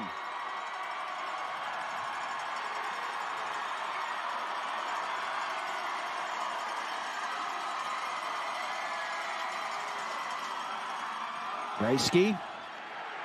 Nothing. Might have fallen forward for half a yard, but that's about it. Critical 3rd down coming up. Currents run for 100 yards and 6 carries. Reisky 83 yards and 9 carries. I think they got 2 downs to get this. Just judging by previous extra points and stuff, I'm not sure they feel comfortable with a 40-yard field goal. They've got a great kicker, though, and I was going to say, Lucas Amaya. He's had success. He's 7 and 11 on field goals this year. Yep, they're going to use the timeout now. This is a timeout for Muskego. It'll be 3rd and 9 with 5:05 when we come back. They say snow's on the way, but later. Hope everyone gets home safely and has a great deer hunt. That'll be good tracking snow in some places starting tomorrow morning. All right, here we go. 3rd and 9, Muskego. They're at the 20 of Kimberly. Makinen throwing. Bossard, he is gobbled up. Zach Arendt was right there to stop the play. 4th down. Well, you want to talk about great coaching discipline. You know, their top play action pass is the waggle. This is waggle right, screen left, and he was all over it. This would be a 47-yard field goal attempt by Lucas Amaya, excuse me. And it looks like they're going to give it a shot. Well, it's 4th and 19, so. Yep. Again, he's 7 of 11 in field goals this year, has not missed an extra point. The ribbons on the goalposts, as you can see, aren't moving, so that would lead you to believe wind's not a problem, but Allen would beg to differ being down there all day. Amaya made it from 18 earlier. From 47. That looks pretty good. Didn't quite get there. He was on target, but just a little short. Hey, good right. You know, and that's one thing.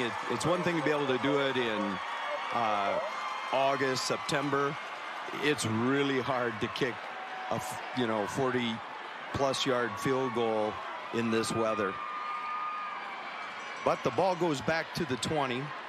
So there you see Aaron, who made that big stop on 3rd down. He's getting all sorts of congratulations on the bench. That was a huge play.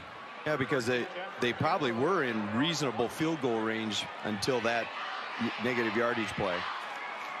So Kimberly gets it back, leading by 4.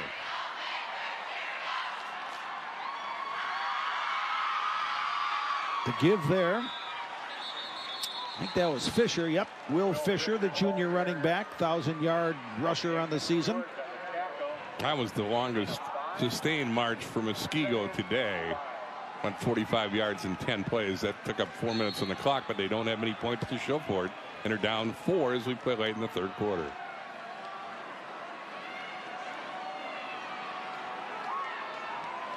Starkel now 15 of 25 passing for 163 yards, 2 touchdowns and an interception. Caleb Frazier is Kimberly's leading rusher, 12 carries, 46 yards. This is Fisher, who's led them in rushing on the season, getting his 5th carry of the day. It's going to be a tad short. 3rd and about 3. Kimberly's been pretty good on 3rd down, however. 6 of 11 for the Papermakers so far tonight.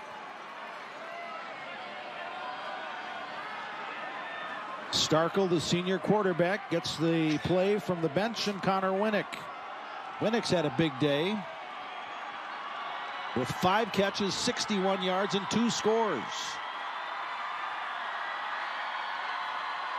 They need 3 for a first. Starkel throws to the outside. There's Lechner, 1st down. Yep, they went to the trip side, and he did a great job of picking the Muskego defense forced the long throw. They covered up the tight end on the short stick route and made him throw the long stick, and he did it. If you're in a points per reception fantasy league, Zach Lechner's your guy. That's 7 catches today. And they do a great job of moving him around. When he's isolated as a solo receiver, they like to double him, but they're putting him in situations where they can't do that now. Hunter Roller has 11 tackles for Muskego. Here's Frazier picking his way through the left side of the line. It's a decent gain on 1st down. Clock running. 2:22 left, 3rd quarter.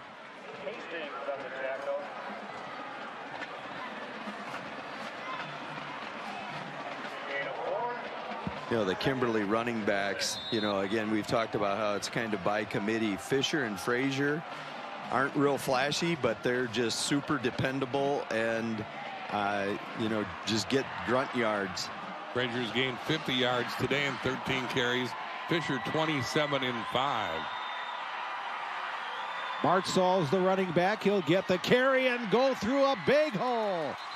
He'll be taken down at about the 47. First down, Kimberly. And again, it's just really interesting. Yeah, watch this, fresh legs, a little change of pace back. It's going to hit up in here. I'm not exactly, it was kind of a zone play, I think. Let her go. Yep.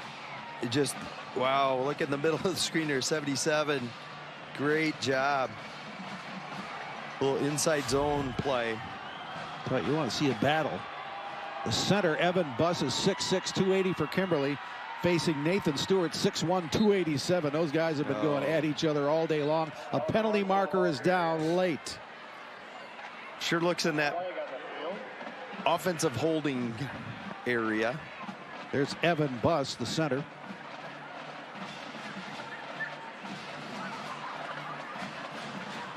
You know what Kimberly's last loss in the playoffs was? I do, but I'll pretend I don't. Level 3 in 2012. Holding. On the offense. 10-yard penalty. Repeat first down. To give some context to that, that was the Saturday before Obama's re-election win. Really? Wow. That's a long time. It's an impressive run. 5 straight state championships. Looking to become the second team in Wisconsin history to get 8 total. Matching St. Mary's Springs, which won Division 5 this year after a successful run in Division 6 the last number of years. Here's 1st and 21. This is Martzall. He'll get half of it back. Boy, he's giving him a nice little boost here. His quickness, he pops through that hole pretty good. Again, they had the premier back in DJ Stewart last year, and he was the flashy back you were referencing. Yeah, no, this is a lot of committee members, as you say, and we've met them all today. The firm of Motzel, Frazier, and Steph Fisher. Yeah, I mean, Martzall coming in only had about 250 rushing yards, but he's now Kimberly's leading rusher today with 54 after that 12-yard burst. Makes it 2nd and manageable, 2nd and 9. Why not? Keep giving it to Martzall. This time the Muskego defense responds. Martzall finally squirts through. Gets at least a couple, but it's going to be 3rd and long. And again, the way they're taking time off the clock, I don't think they'll run another play in this quarter. Nope. They'll be happy to go to the final 12 minutes with a 4-point lead. Yeah, and this is a big 3rd down, so it gives them time to talk about it, see what the kids believe in. Well, Kimberly has taken the lead through 3 quarters. At the end of the 3rd quarter. A fumble set him up for a short field, and it was Starkle to Winnick for the 2nd time to put him up front. 21-17 Kimberly. 4th quarter coming up.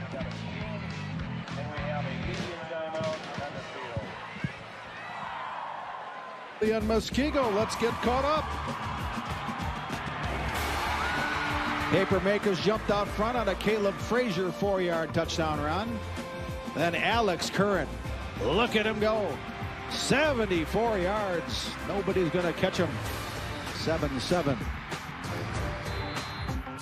And it was to the air a couple of times. Starkle hooked up with Connor Winnick. That was a great reception for a 14-10 Kimberly lead. John Reisky, 45 yards. Weaving his way through the secondary. 17-14 Muskego. Knows where the camera is. Nice job. Then another Starkle to Winnick pitch. That gave Kimberly the lead, and that's where we stand heading into the final 12 minutes. There's our friend, the Papermaker Wasp. Doing the Macarena. You won't see that every day. Starkle. Oh, getting a hand on it was Chovanec. Incomplete. He was looking for Connor Winnick. The receivers are a little too close to one another, weren't they, Coach? Yeah, I think what happened is there was a collision. The defensive back collisioned, and they ended up being kind of in the same area. So Starkle didn't get the look that he anticipated. So for the first time in a long time, we have a punt. Oh, my. Carter Hamilton's the punter. He's like the Maytag repairman. Oh, then the snap goes way over his head. What's he going to do? He cannot. Wow. Muskego is going to be set up at the 27-yard line. Ouch. Oops. Yeah. Special teams play always important in the state finals, and this one looks like it could be a game turner. Bad snap goes over the punter's head. Looked like he wanted to try a rugby-style punt, and they couldn't get it off. He could have been 10 feet tall and not gotten that one. Well, as the old saying goes, that wasn't supposed to happen. Joshua Rader finished the deal and gives Muskego great field position as they attempt to rally here in the fourth quarter. Okay, here we go. Mackinnon at quarterback. Muskego trailing by 4.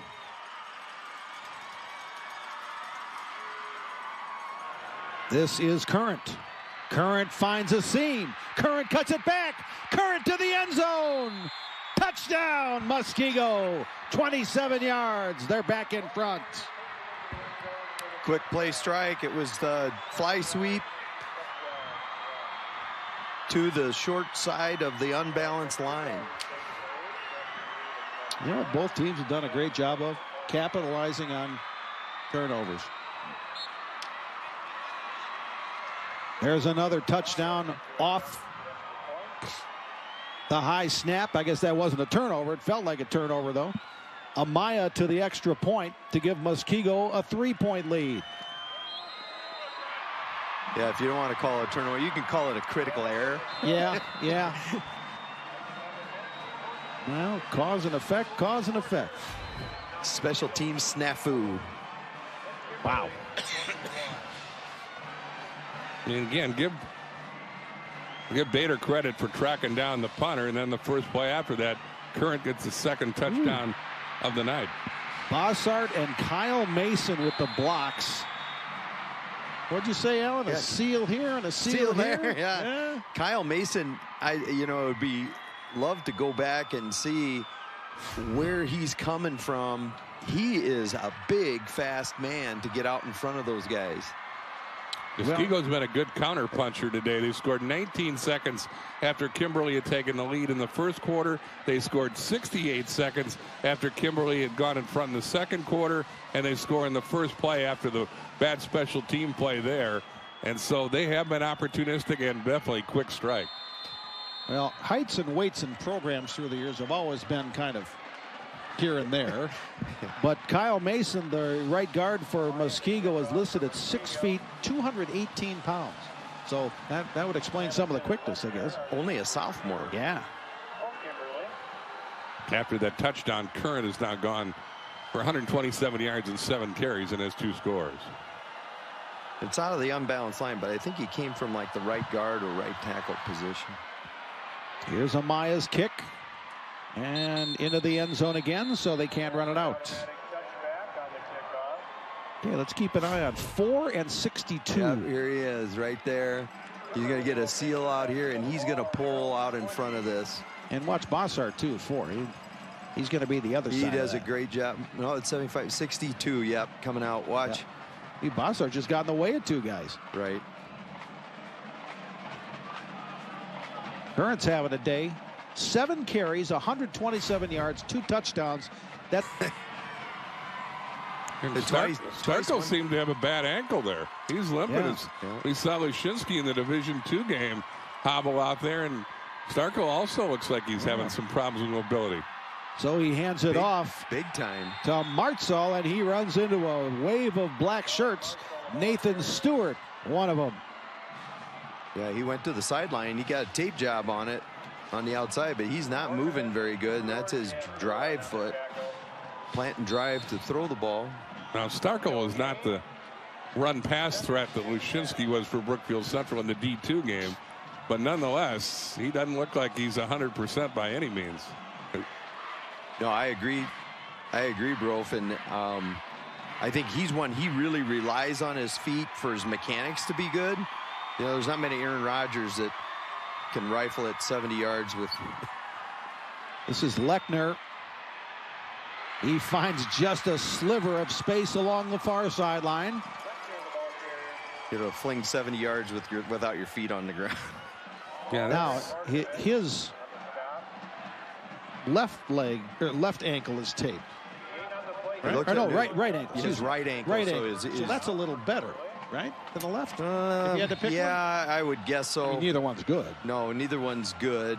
But at least he can plant it. And he's one that he really needs a good foundation to drill the ball. So we'll see how they feel about it here. That was a first down carry for Lechner. They'll go to the ground again to Fisher. And that's going to be a short gain, maybe a yard on first down. Looks like the Muskego, the big play is kind of giving the Muskego defense a little bit of juice here. Austin Hastings, the senior defensive lineman, helped out on the stop there. 2nd and 9.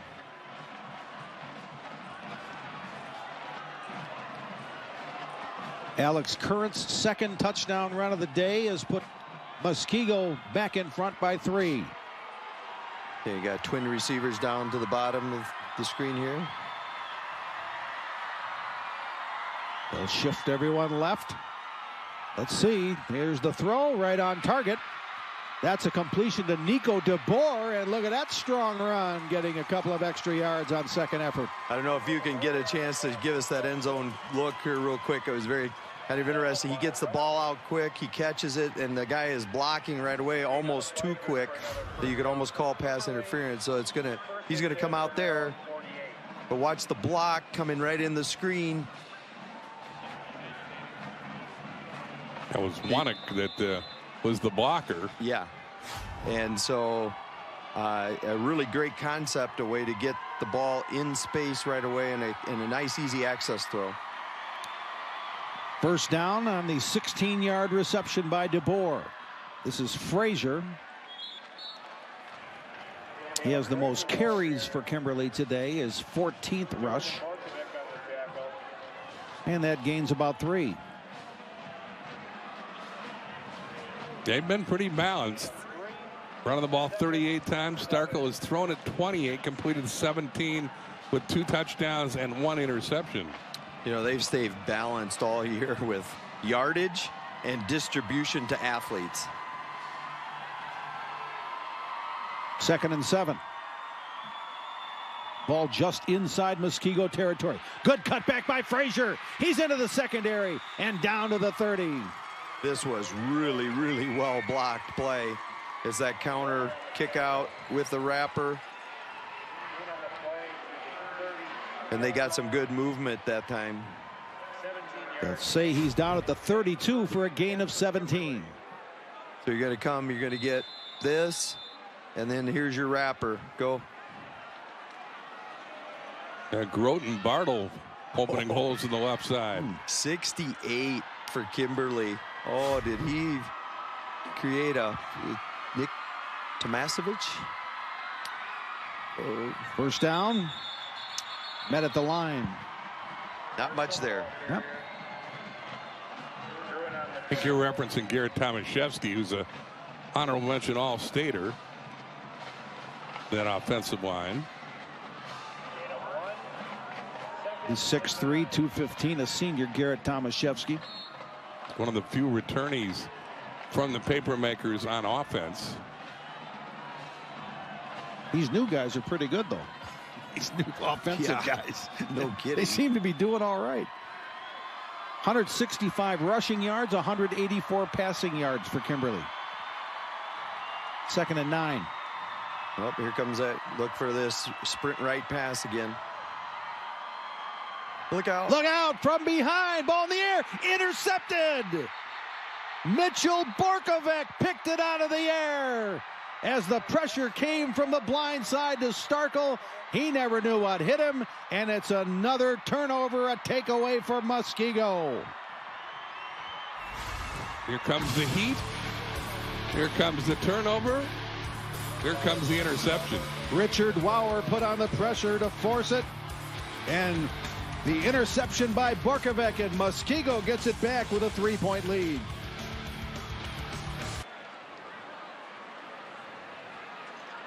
Muskego gets the interception. And on Friday, here's what the student section was up to for Muskego. They were happy because their team beat Marquette. Well, that's a new level of happy. They're going to state for the first time since 1994. After coming so close last year. And as I recall, Marquette was ahead towards the end, and Muskego caught him. Yep. And as I recall, it was very cold, so you wanted to jump up and down to try to get warm. 24-21 was that final, the semifinal win for Muskego. Well, look what the score is here. 24-21 Muskego in the state final. First down defense, super important here. They're set up at the 36 of Muskego.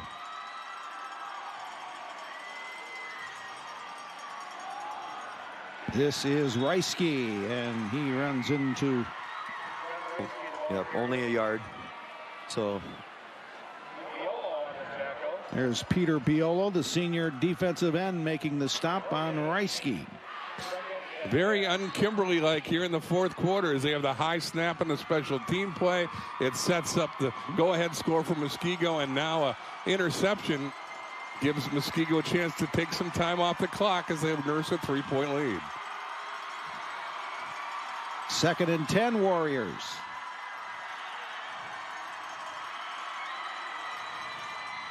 Bossart can't get to the edge. And down he goes. Drew Lechner was there in the backfield to lead the tacklers for Kimberly. great edge set and rally to the ball by the Kimberly defense. Danny Kaltenbaugh was also there. That time they tried the jet sweep to the unbalanced side. Wow, 3rd and 13. Clock running, 7:15 left. I have to say in regulation, because we're not sure if 48 minutes will do it. A little spread formation here for the first time. Muskego has converted half the time on 3rd down. Only 4 3rd down attempts. Bossart.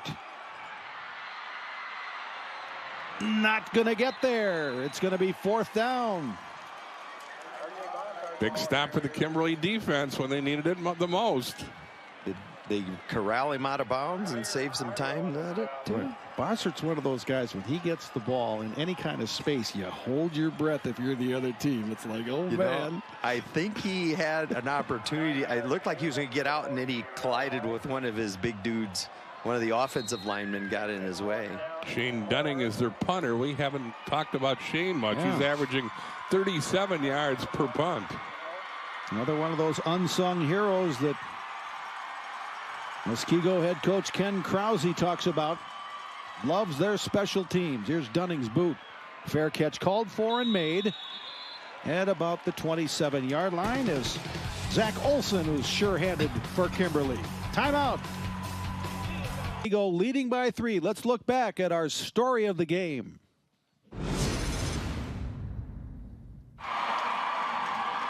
Frazier again, big hole into the end zone. Touchdown, Kimberly. There he goes. There he goes into the clear. How's that? And it's Alex Current for the touchdown. Starkle, man open, what a catch! Wow. Connor Winnick, touchdown, Kimberly. Right on the fingertips. Reisky breaks free. Reisky, he's gonna score! Touchdown, Muskego. Starkle, little crossing pattern, and it's Connor Winnick for the touchdown. This is Current. Current finds a seam. Current cuts it back. Current to the end zone. Touchdown, Muskego. Boy, a lot has happened, and who knows, maybe a lot more still to come. We're getting down to it in the Division I championship game. Kimberly looking for its 6th straight. Okay, we're going to need to check out the mobility here of Starkle. Muskego still leads it 24-21. They'll start with a handoff to Frazier. He runs into the arms of Cody West. Wohler was there to assist as well. They adjusted. They went to double tight, which tells me they think they're going to try and pound a little bit here. Now let's see if they change gears with only 1 yard. Yep, here comes another wide receiver, different running back. That's Winnick, the wide receiver, and Fisher, the running back. Winnick will go wide right. Zach Lechner in the slot. Now they'll shift DeBoer and Bartle to the right side of the line. Oh, and the handoff, well, it was an exchange issue, I guess. I don't know that they were handing off, but all of a sudden the ball came loose, and Starkel had to fall on it. It's going to be 3rd and long. And Jacob Bearden was right there, so he had to fall on it quickly.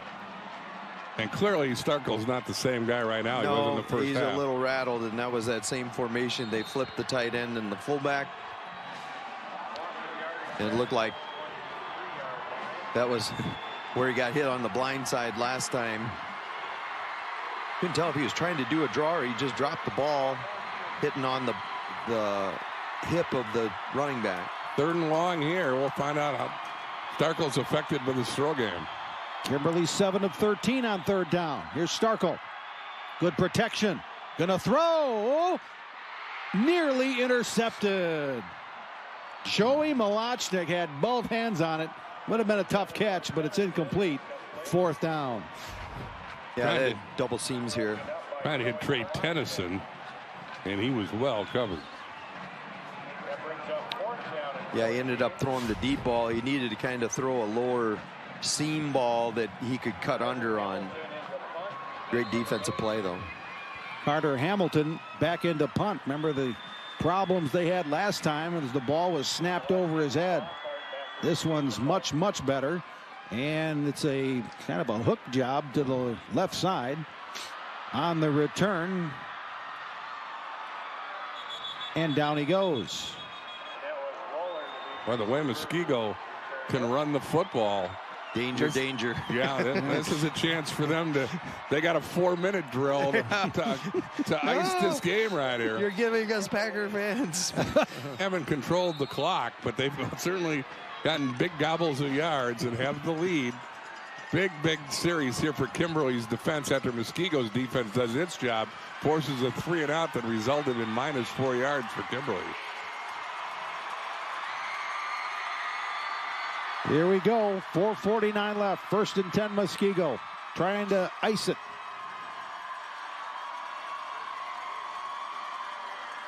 Reisky gets the first carry. Biolo's there to grab him. And that's a win for the Muskego offense. They got a full 5 yards. Went unbalanced line. Jet action. What you call jet ISO or jet power.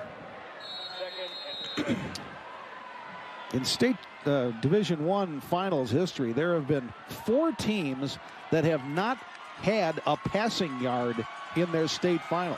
Today, Muskego's quarterback A.J. Mackinnon is 1 of 3 for 13 yards, but it can be done. 2nd and 6.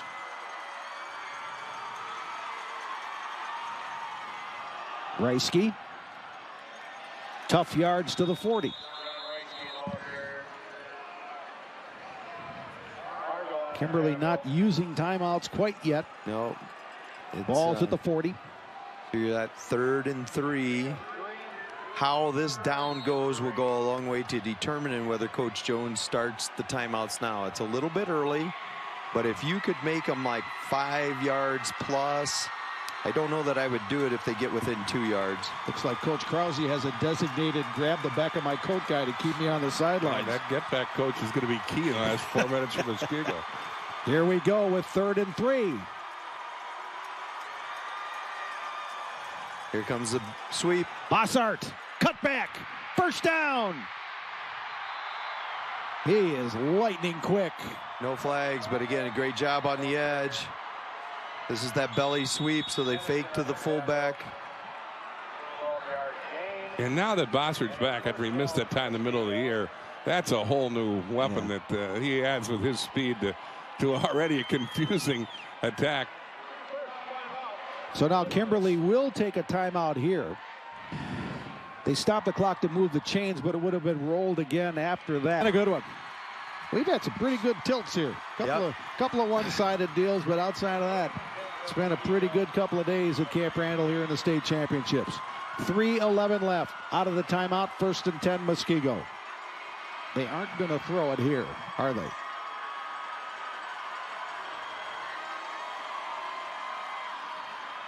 Reisky gets an opening.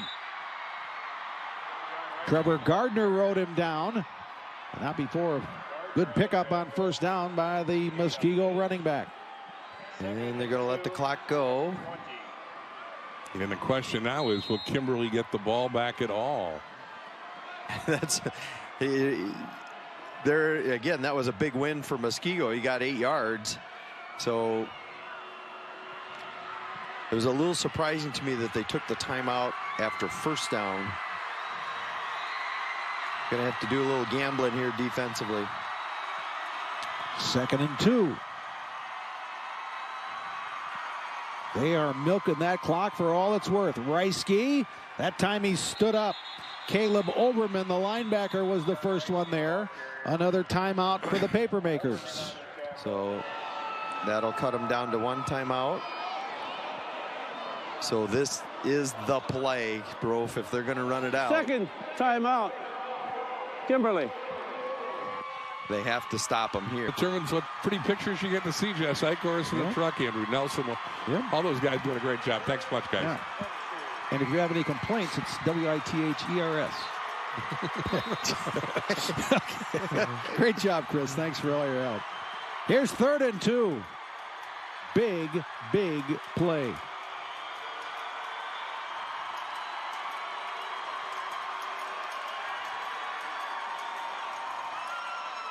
Belly sweep. Bossart. 1st down. Looked like he had. There was a standoff at the OK Corral. And Bossart just outquicked him.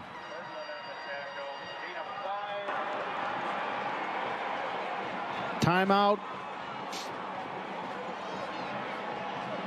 Kimberly. 3rd and final timeout. Kimberly. So that will do it. So yeah, you're going to go ahead, Al. Get the fullback,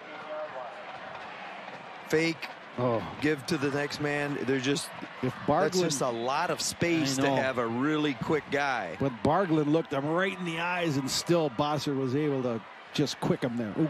See, and that's our man number 62 again out there, Kyle Mason. Only a Southall plays. Yeah. Ken Kraus is in his 11th season at Muskego. He was head coach of his alma mater, West Allis Central. Started coaching at age 19, became head football coach when he was 23 years old, and he's maybe 2 minutes away from his first state championship at Muskego. We should just see a heavy dose of the fullback. Here's Reisky. Trevor Gardner rode him down, but again, Kimberly out of timeouts. Tick, tick, tick. And the official taking his time. Come on. There you go. You know, if you're Kimberly, you're like, hurry up, get lined up. And if you are Muskego, you're, bro, are you okay? Do I need to help you up a little bit there, buddy? You're taking your time. But it's urgent for Kimberly that the official, come on, get going. Click, tick tock, tick tock.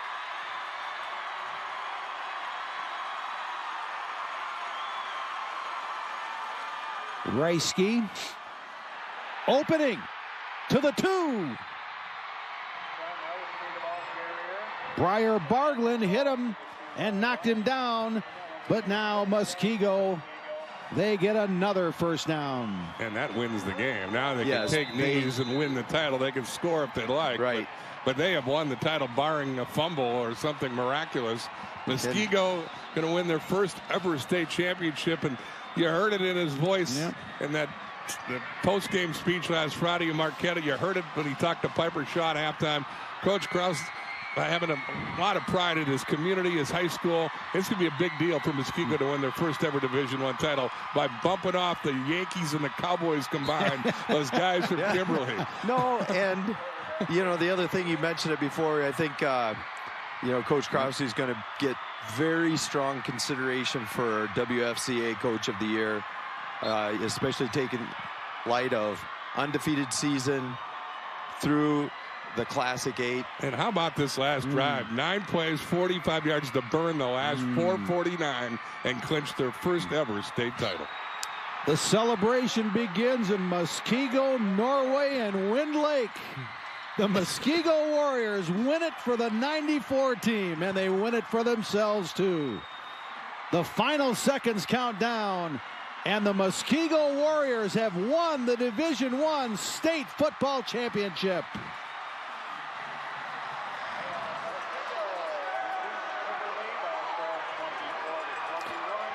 A perfect 14-0 season for the Warriors, and they completed only one pass. No, and well, you know, actually they completed 2, 1 to each team. Yep. But they did it on the ground, as you know, has been their forte.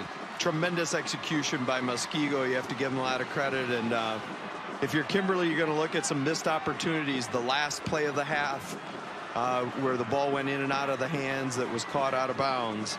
The snap over the head. You know, but 2 really great programs, great coaches, great football teams. And again, I think, you know, high school sports, man, it doesn't get any better than this. And, you know, we talk so much about offense all the time. The Muskego defense deserves a little credit. Absolutely. So, made a couple of big turnovers and made some big stops at some critical times when they really needed it. But the key play is the special teams play, the snap over the head of the punter.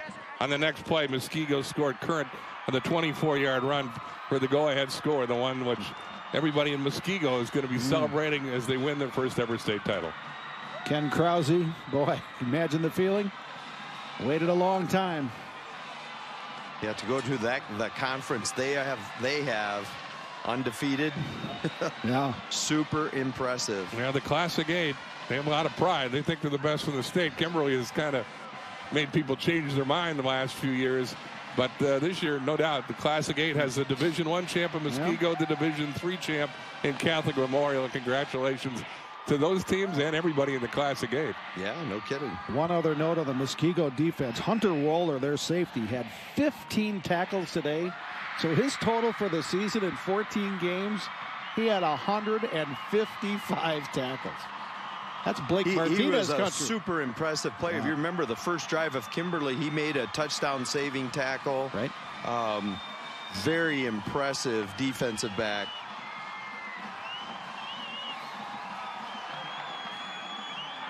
You can see the great respect the 2 teams have all week long. At the end of the game, the teams line up and shake hands. It reminds you of the Stanley Cup Finals or any NHL playoff series. But boy, they know that they left it all out there, and Muskego was just 3 points better. Again, the last time Kimberly lost the playoff game, oh my gosh, November 2012, when they fell to Arrowhead in level 3 of the playoffs. But ends a really impressive streak for Kimberly. Again, they'd won 5 straight years, and this year it's those guys' turn for Muskego. The way these guys are celebrating, it's going to take Piper Shaw about 35 minutes to get somebody back over for an interview. But how about that? Muskego winning the semifinal game, Marquette 24-21, winning the state championship. Final score 24-21. Well, that didn't take long at all. Piper's on the field with one of the heroes from Muskego. That's the touchdown maker, Alex Current. That's right. I've got sophomore Alex Current here with me. And it was a big game for you guys, but you said all season that you guys were going to win this state title. So what's it like to take it home tonight? It's amazing. I mean, everyone worked their butts off for this. It was not just one person's dream. It was everyone's. Everyone earned this, not just the varsity, all the JV. So it's a great accomplishment for Muskego. Absolutely. And, you know, this was something, this is literally historic for you guys, and you're only a sophomore. What's it like to be part of making history here tonight? It's amazing. I mean, RJ helped me a lot through the struggles, even when he had an injury. Everyone helped me a lot. I mean, it was a lot of pressure, but we all stepped up to it. Even Lear did a great job, so I can't think I'm good enough. Absolutely. Well, congratulations, Alex. Thank you. All right, I'll send it back up to you guys to wrap it up tonight. That trophy's going to look good in the Muskego trophy case, I think. There's an old movie and an old song. That's entertainment. I think that pretty much sums up our evening tonight, huh? Yeah, I think you can say that for much of the last 2 days. Yeah, we've had great games all weekend. Seems like, 7 games. Wow. And you mentioned the conference pride. I mean, that's a real thing. It is. Right? No, it's genuine. And, for the Classic 8 to come out with 2 state champions. And, again, I know Arrowhead came down and beat a really good Verona team. They have a lot to be proud of. And on the Kimberly side, a 2-loss season, that's kind of unheard of. But from all the things they've lost from last year and to lose that first game, to come back to finish here, really remarkable. Just to me, their 6-year run is remarkable. Again, we touched upon Steve Jones' career record. He just loses. This never happens, and it's certainly nothing to be ashamed of here. You should lose the first game with much hoopla. The 70-game win streak's over. Everybody in the state knew Kimberly had a 70-game streak. They lose, but yet they have enough comeback ability, resiliency, and talent to get the state title game and lost to a darn good Muskego team, and really an entertaining football game. You guys did every game. Go get some rest. And I hope you get your deer, too. Yeah, silence. Crickets. Not going to be out there. Well, I hope somebody else gets your deer then. All right, the trophy presentation is just coming up. They're getting their team medals. Are the Muskego Warriors? Oh, they all dyed their hair yellow, too, didn't they? That's quite a look. Years from now, they'll put the tape in and go, what were we thinking? Dave Anderson, with his favorite duty as the executive director of the WIA. And Ken Krause holds up the gold trophy. Wow.